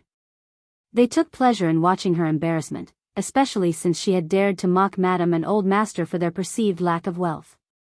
As the guests finished their meal and engaged in lively conversation, they eventually gathered to enjoy the entertainment. Mrs. Guan, having learned her lesson, took precautions to ensure her son stayed away from the garden to avoid any further incidents. While the ladies indulged in the show, Wuxia and Liqiu found themselves surrounded by a persistent group still attempting to extract information. Undeterred, the two maids bravely navigated the conversation, relentlessly boasting about the wealth of their old master and madam. The constant bragging left the audience feeling somewhat disheartened. Although the news about the Xiao family's prosperity was surprising, many were more interested in Lord Xiao's stance on the seed and whether the big families would secure benefits from the government in the future. This remained the focal point of their curiosity. Chapter 17:16, Rich Family. In the intermediate courtyard of the eastern wing, Xiao Xian instructed someone to set up a reclining chair, where she leisurely sat with an air of nonchalance and indifference. While appearing to rest with her eyes closed, she remained attuned to the laughter emanating from the garden. Despite the ambient noise, she adeptly gathered useful information. After listening for a while and feeling a bit fatigued, she smiled and stood up. Taking Caillou's hand, she returned to her room, directing someone to stow away the recliner. The day's banquet proved highly successful. The dishes received universal praise, and the specially served fragrant tea, the renowned golden sprout, once again stole the spotlight. This was an authentic, top-tier golden sprout, a beverage not typically offered casually or indifferently. Most of the present madams and young ladies had never experienced the drink before. Even those who had tasted it were few, usually reserving it for esteemed guests or family members on special occasions. Yet, Madame Xiao treated the golden sprout with nonchalance. Observing Wuxia and Liqiu casually sipping the golden sprout further intensified the guests' dismay. The maid's expression suggested this was an entirely ordinary matter, deepening the sense of discontent among the attendees. This nonchalant attitude towards such a luxurious item earned Lord Xiao and Madame Xiao even greater respect. The willingness to spend so extravagantly indicated there might be more to their wealth than meets the eye. Riches and honor, when amassed to a certain extent, often hinted at hidden connections and influence not readily apparent to others. Without the patronage of the nobility, safeguarding this wealth might prove challenging. Conversely, the same principle applied to Euro. If one did not possess a certain level of affluence, befriending the nobles could be an elusive endeavor. Initially, many regarded Lord Xiao's decision to venture to An's province for expanding his ambitions as a jest. However, the current perspective left no room for mockery. Lord Xiao demonstrated a distinctiveness unseen in other lords of the prefectural state, a sentiment echoed by Madame Xiao. No one in the prefectural state dared to challenge the dominance of the three prominent families. Wuxia and Liqiu's audacity in smilingly announcing the dish names one by one, much to the chagrin of the lady from the Fan family, indicated the need for caution in the future. It was imperative not to become cannon fodder pushed out by the three great clans, especially the arrogant and disrespectful Fan clan. Following the conclusion of the banquet, guests bid their farewells. Wuxia and Liqiu escorted Xiao Xian out, and when someone suggested saying goodbye to Madame Xiao, they swiftly intervened, understanding the delicate situation. The Fan clan, arriving last, departed early, leaving Fan Ruyan with a pale countenance. Upon returning home, old lady Fan inquired about the banquet. To her surprise, Fan Ruyan, with teary eyes, recounted feeling greatly wronged. Old lady Fan, angered by her daughter's distress, swiftly shifted blame onto her daughters-in-law. Expressing her disappointment, she sternly rebuked their indifference to Fan Ruyan's plight. The scolding extended particularly harshly to the daughter-in-law over 40 and the one over 30, leaving them unable to raise their heads. Attempting to justify herself, second Mrs. Fan only invited fiercer reprimands from old lady Fan, who was in no mood for distinctions between them. Chapter 17:17. Smug observing her two sister-in-laws struggling to maintain composure after their scolding, Fan Ruyan, with a choked voice, interjected, "Mother, it has nothing to do with the two sister-in-laws. It's all Madame Xiao's fault." In her scheming heart, Fan Ruyan believed that by defending her sister-in-laws after the scolding, she could garner their gratitude. In her view, they owed her a favor, a perception she had always upheld with a smug sense of accomplishment. Unbeknownst to her, she failed to realize that, if not for her, her sister-in-laws wouldn't have suffered this undeserved calamity. A single sentence from her could have clarified the situation, but she chose not to speak up, allowing them to endure the torrent of curses before intervening. Her sister-in-laws harbored deep-seated resentment towards her. Old lady Fan, though slightly appeased by Fan Ruyan's defense, snorted dismissively. "You don't have to plead for them. They are involved. How can it have nothing to do with them? They just stood by as Madame Xiao bullied them. If you advocate for them, they might not appreciate your kindness." The two Mrs. Fan were infuriated, feeling on the verge of vomiting blood. Fortunately, old lady Fan ceased her scolding after a few more words and shifted her focus to Xiao Xian, inquiring about the alleged mistreatment. Fan Ruyan, once again feeling wronged, insisted that she didn't initiate the mockery. Instead, she claimed that the Xiao family's maidservant humiliated her, mocking her ignorance and the incompetence of the Fan family. Old lady Fan, incensed by the revelation, concluded that Xiao Yunduan and Xiao Xian were bound to be enemies. Let them revel in their smugness. We still don't know about the seeds yet. I want to see what they can do. As the attention of everyone was fixed on how the state government would address the seed issue, Xiao and his entourage had already arrived in An's province. Xiao Yunduan instructed Jia Hemming to find 2 trustworthy scribes and store the seeds in the warehouse. He then drafted an official document, distributing it to the towns to facilitate the planting of spring crops. Jia Hemming, stunned by the sudden turn of events, took a moment to collect himself before addressing Xiao Yunduan. "Lord, these €1. Xiao Yunduan smiled. "The first batch of seeds has arrived, and the second and third batches will follow in a couple of days. Organize the distribution of the seeds as quickly as possible, ensuring no delay in the spring planting." "Of course, Lord." Overjoyed, Jia Hemming rushed out to oversee the arrangements. Returning to the east yard, Xiao Yunduan found Songshi, who had just picked up Xiao from Jingsang's house. Upon learning about Xiao Xian's pregnancy, Xiao expressed his congratulations and joy. The 3 friends, reunited after a long separation, engaged in lively conversation, relishing the warmth of their reunion. Xiao conveyed greetings from his mother, the first madam, and even brought some gifts for Xiao Xian. The thought of the person who had treated her well and imparted invaluable knowledge for navigating this era warmed Xiao Xian's heart. She smiled and inquired about the well-being of the first madam, whom she missed dearly. As the evening descended, Xiao Yunduan and Xiao Xian decided to stay for dinner at the east yard of the state office. With Xiao's visit, they planned to enjoy each other's company for a few more days, exploring the delights of An's province together. Chapter 17:18. Dun. He was particularly intrigued by the land acquired by Xiao Xian. It piqued his interest enough to warrant a closer inspection. On this occasion, his visit was solely dedicated to delivering a shipment of rice seeds. However, he planned to return in the future to supply Xiao Xian with seeds for herbs and potatoes. Over the years, through cultivation and Xiao Xian's modifications, the potato yield had surpassed the original expectations. Consequently, potatoes gained popularity in Yuzhong. transporting sufficient seeds for Xiao Xian was no longer a challenge. Yue Zhengxiao's arrival stirred memories of the past for Xiao Xian and Xiao Yunduan, making them yearn for their home in Shaoding village. Previously, the distance from Beijing had made such thoughts futile. However, the proximity of An's province, only 500 miles away from Yuzhong, now offered a glimmer of hope.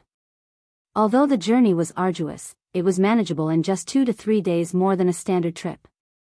Despite the relative ease of returning home, Xiao Xian's pregnancy posed a hurdle. Xiao Yunduan adamantly opposed her venturing out. He consoled her, promising that once the child was born and grew, An's province would likely stabilize, allowing them to return together. Following the purchase of rice seeds, Xiao Yunduan recognized the need for careful planning to safely distribute them to the 17 towns. He harbored suspicions that the 3 prominent families wouldn't remain idle, prompting him to take precautionary measures. While the seeds discreetly entered the city without raising any alarms, their presence would be impossible to conceal once they reached the warehouse. All the families were shocked. Lord Xiao had really done it? Without relying on the 3 great clans. For a moment, many families sent servants to wander around the warehouse. Unauthorized individuals were strictly prohibited from approaching the government warehouse, a well-guarded area surrounded by a high wall. The empty 50-meter perimeter served as a buffer, dissuading anyone from approaching without cause. Nevertheless, resourceful families found their own ways to navigate restrictions. While forbidden from direct access, they could linger at the edge, engaging in conversations with the bailiffs on duty. Convinced that the seeds originated from Lord Xiao, they anticipated the arrival of subsequent batches in the coming days. That evening, the 3 great clans convened at the Fan clan for a discussion, and the atmosphere was tense. Old Lady Fan wore the ugliest expression, her dissatisfaction apparent. Old Master Hua, appearing gentle and smiling, concealed inner turmoil. First Old Master Mei, always stern and cold, remained unreadable, but the prevailing mood was undeniably unpleasant. Unable to contain her frustration, Old Lady Fan sneered, "Lord Xiao is quite resourceful. I never expected him to acquire such seeds. But merely placing them in the warehouse is not enough. He claims there will be 2nd and 3rd batches. Do any of you believe him?" I don't trust him." "Could this be a scam?" she added. Old Master Hua sighed, "Well, it's hard to say. Lord Xiao is not someone to be underestimated." Old Lady Fan dismissed him with a snort, "Old Man Hua, this is about bolstering others' morale while diminishing your own prestige. The solution is simple: destroy this batch of seeds, and everything will be fine." Old Master Hua and Old Master Mei exchanged frowns, contemplating whether Old Lady Fan had lost her senses. Chapter 1719. No need to worry. The seeds safely resided within the confines of the government warehouse, prompting the question of how to dispose of them. Was burning down the warehouse a viable option? The practical challenges loomed large: bailiffs on duty, a towering wall, and the assumption that such a drastic move could be executed without repercussions. The landscape had changed, the bailiffs were now under Lord Xiao's influence. Disobeying him was unthinkable, and the prospect of burning the seeds raised moral concerns. The potential consequences of such an act, including retribution, made it a perilous choice. Moreover, initiating a direct conflict with the government would be a fight to the death. Compounding the dilemma was the increasing uncertainty surrounding Lord Xiao's background. Without adequate knowledge, rash actions seemed perilous. The 3 families struggled to find common ground. Old Master Hua and Old Master Mei disagreed with Old Lady Fan's proposal, opting for a more measured approach. They viewed Lord Xiao as a potential ally rather than an adversary. Assuming he desired stability in An's province's business realm, a mutually respectful conversation seemed plausible. The ability to resolve the seed predicament indicated Lord Xiao's competence and willingness to engage as equals. With this perspective, both the Hua and Mei families chose restraint and patience. Stepping back from the precipice, they embraced a more comprehensive understanding of each other. Recognizing Lord Xiao's pursuit of financial gains, they decided to cooperate, provided he maintained reasonable boundaries. The consensus emerged: as long as Lord Xiao remained within acceptable limits, they would not obstruct his endeavors. The path forward involved a more amicable and pragmatic approach, acknowledging the potential for collaboration rather than confrontation. The Hua family and the Mei family were already in discussions about the gifts they would prepare. In a few days, they planned to send their women to the backyard of the state government office to visit the pregnant Madame Xiao. As the Hua and Mei families opted for a more conciliatory approach, Old Lady Fan found herself with no choice but to adopt a wait-and-see attitude. While she might have considered taking action in the past, the current situation acknowledged the newfound stature of the prefect state's new lord, whom she could no longer dismiss with arrogance. By the second and third day, all the seeds had been meticulously arranged within the government warehouse. The lively atmosphere within the warehouse persisted for the past 2 days, with seeds transported, weighed, registered, and stored. Official documents were prepared for distribution, and the state government organized the dispatch of personnel to towns. The land officers were informed, villages were notified, and the seed distribution process commenced. Each year, a designated scribe assumed responsibility for a town, ensuring that any issues would be promptly addressed. While commoners might be complacent elsewhere, matters related to spring plowing and sustenance were taken seriously by all. Xiao Yunduan had assembled all the scribes, issuing a warning and providing a document for posting in every town.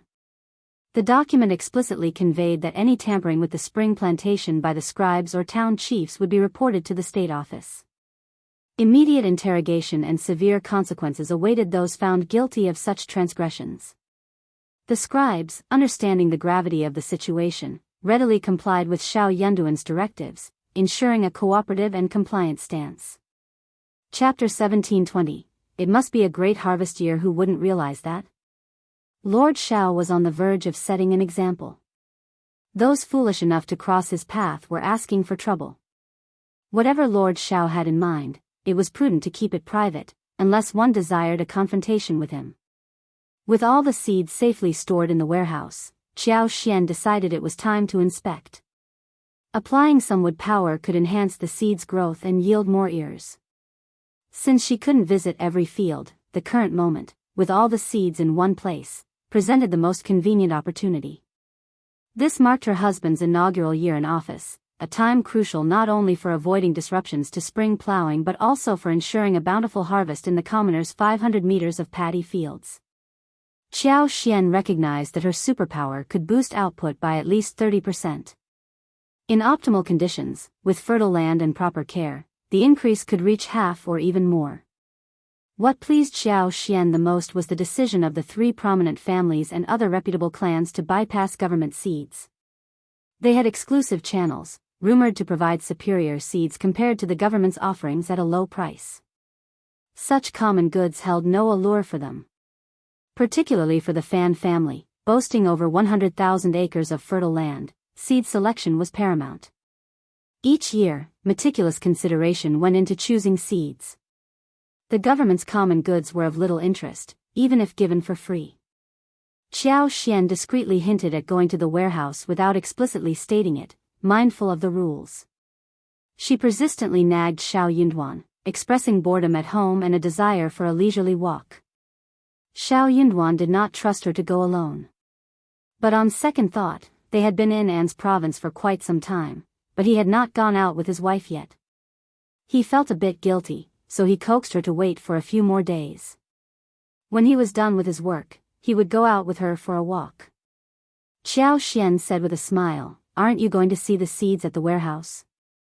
"I am going too, okay? I have never seen them before, and I think that they are fresh. I will go with you, so that you will not be distracted, and I can relax too." Xiao Yunduan was caught between laughter and tears. "There is nothing to see in the office, why would my wife think of this? Be good, in 2 days, 3 or 4 days at most, I will keep you compagnon." All the seeds had already been stored in the warehouse. As the lord of the prefect, he naturally had to go over and take a look with his own eyes. This was also a sign that the local officials valued farming. "But I am just curious, I just want to take a look." Xiao Xian was here for this, so she was not going to be obedient. Xiao Yunduan could not persuade her, so he agreed. Xiao Xian accompanied Xiao Yunduan to the official warehouse in a wagon, quenching her curiosity by applying her superpower to all the seeds. Anne's province, expansive and sparsely populated, boasted numerous paddy fields. During her pregnancy, half of Xiao Xian's superpowers were automatically dedicated to protecting the baby, leaving her control over only half. After exerting her influence on all the seeds, she felt a wave of fatigue, and her complexion turned pale. Xiao Yunduan, vigilant to her condition, was alarmed. He immediately decided not to let her linger any longer and swiftly instructed the servants to drive the carriage. Ai, Lixia, and Liqiu were tasked with ensuring her safe return. Chapter 1721, So unlucky, if you're not feeling well, get someone to call a doctor early. I'll be back soon, Xiao Yunduan advised. Xiao Xian offered a gentle smile. Don't worry, husband. I just don't have much appetite this morning, so I'm a bit hungry now, that's all.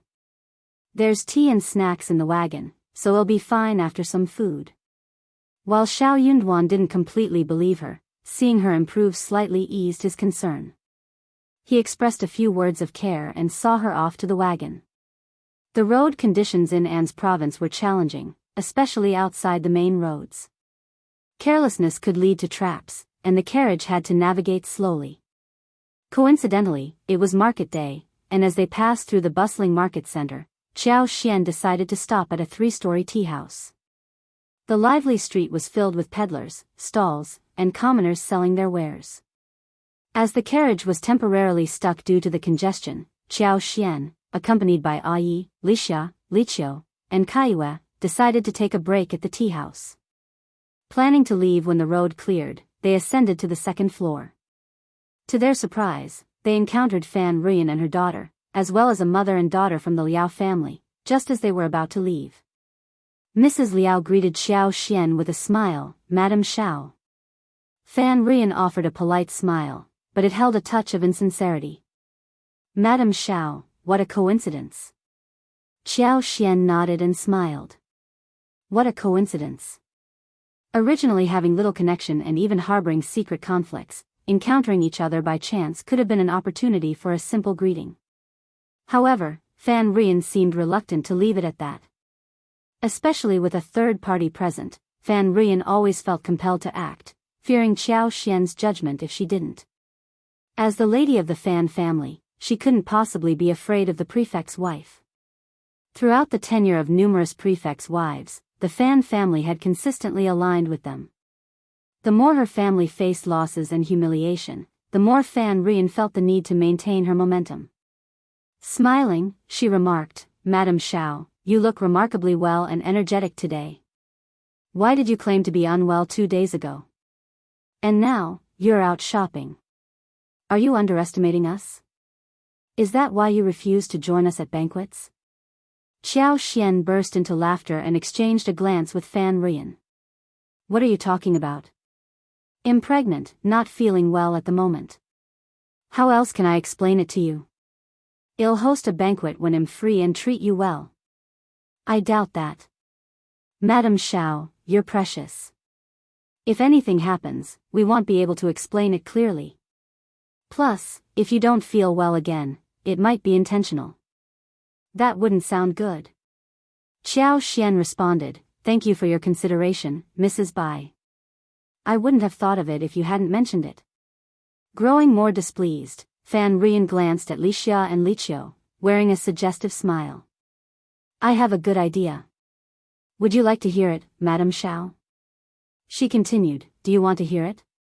Without waiting for Xiao Xian's response, Fan Ruyan suggested with a smile, Madam Xiao, it might be inconvenient for you. Wouldn't it save you a lot of trouble if you had an assistant?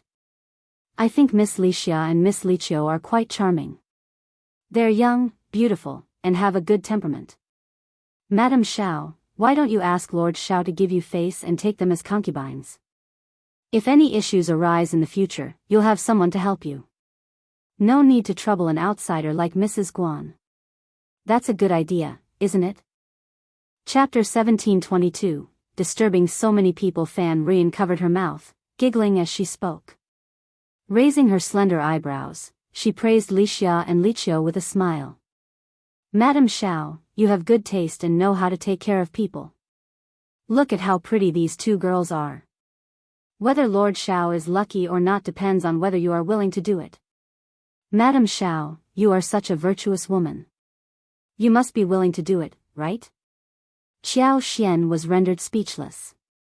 What kind of peculiar thought process was this? Everywhere she went, there seemed to be people concerned about her husband's household affairs and questioning her virtue. It was rather perplexing. Her husband didn't even have a concubine, yet he became an eyesore to so many people. Lixia and Liqiu blushed, feeling a mix of anger and embarrassment. Unable to contain herself, Lixia retorted, "Mrs. Bai, please refrain from talking nonsense. Our lord and madam share a deep love. If our lord were to hear about this absurdity, he'd likely be displeased. Mrs. Bai, be cautious with your words. Though I'm just a servant, the thought of becoming a concubine has never crossed my mind. It's not something to be proud of. Mrs. Bai, don't drag me into this. I'm not a servant of your family, and you can't fabricate stories." Liqiu sneered as well. "Mrs. Bai, aren't you reaching too far? What's your motive for using such words to mock our madam? Or is it just your nature? Do you enjoy spreading rumors about other old masters and madams considering concubines?" These words hinted that Mrs. Bai behaved like a matchmaker meddling in others' affairs. Furious and visibly trembling, Fan Rian glared at Xiao Xian, sneering, "Madam Xiao, your maids are quite audacious. Will you stand by and let me be humiliated like this?" Xiao Xian calmly responded, "Some people seem to enjoy humiliating themselves. Who can they blame? You. Is there a place for you to interfere in my lord's household matters? Your interest in other people's concubines is quite surprising. Perhaps you should consider taking in a few more for your own husband. It would save you energy and time, allowing you to focus on your own affairs." Fan Rian had never experienced such humiliation, especially not in front of her face. The damage and shame were magnified. She sneered angrily, "Madam Xiao, you're being unreasonable. Can't you let others question your virtue without getting angry from embarrassment?" Xiao Xian sneered in response, "Mrs. Bai, why don't you enlighten me on your own virtues?" Fan Rian was left speechless. Her husband was recruited by her. How could she allow anyone to comment on her husband's affairs, let alone entertain the thought of him taking a concubine? He didn't even have a maid. Such ideas were out of the question, as she firmly believed she had the right to dictate matters within her household. Xiao Xian inwardly chuckled at the absurdity of Fan Rian's situation.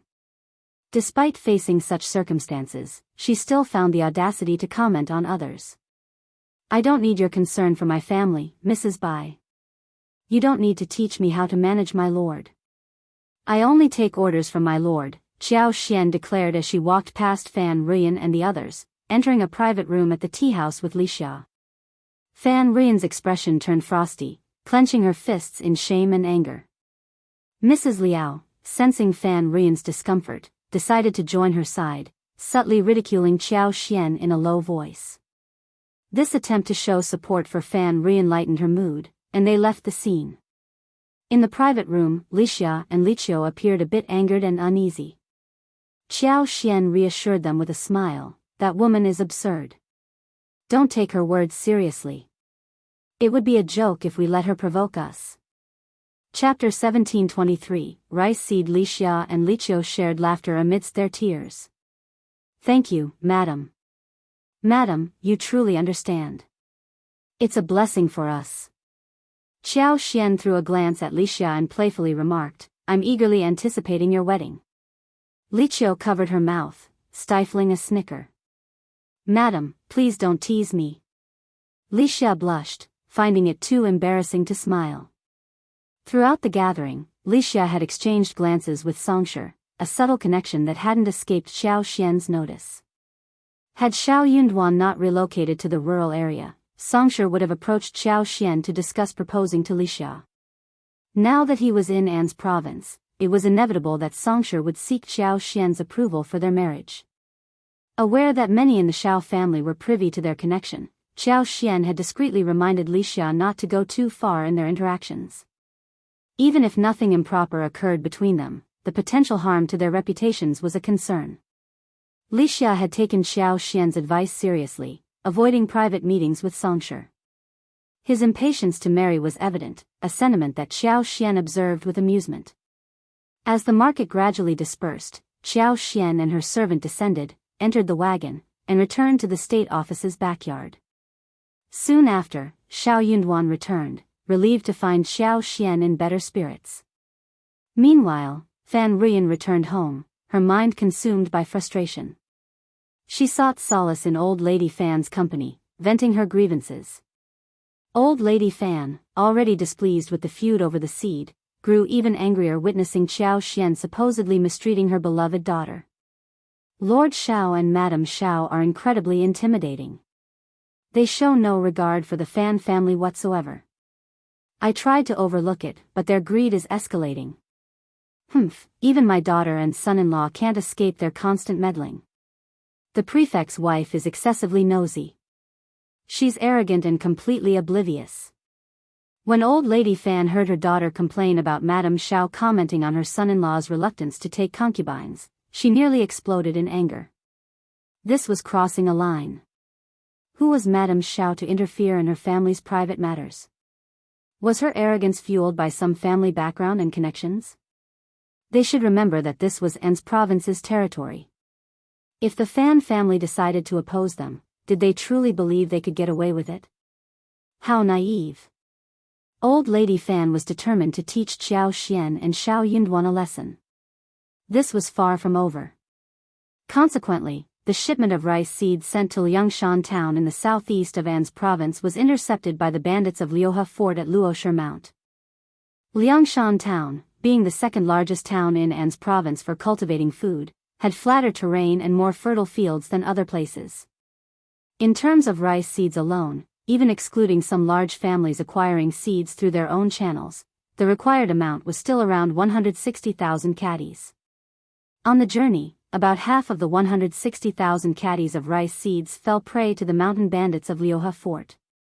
Officer Lu, responsible for the convoy, was terrified, and Sun Qian's face mirrored his distress. He dispatched 2 bailiffs to the state office for reporting and compelled Officer Lu to continue transporting the remaining rice seeds to Liangshan town with him. Retrieving the rice seeds taken by the bandits of Liuhe Fort was a priority, but the remaining half had to reach Liangshan town first.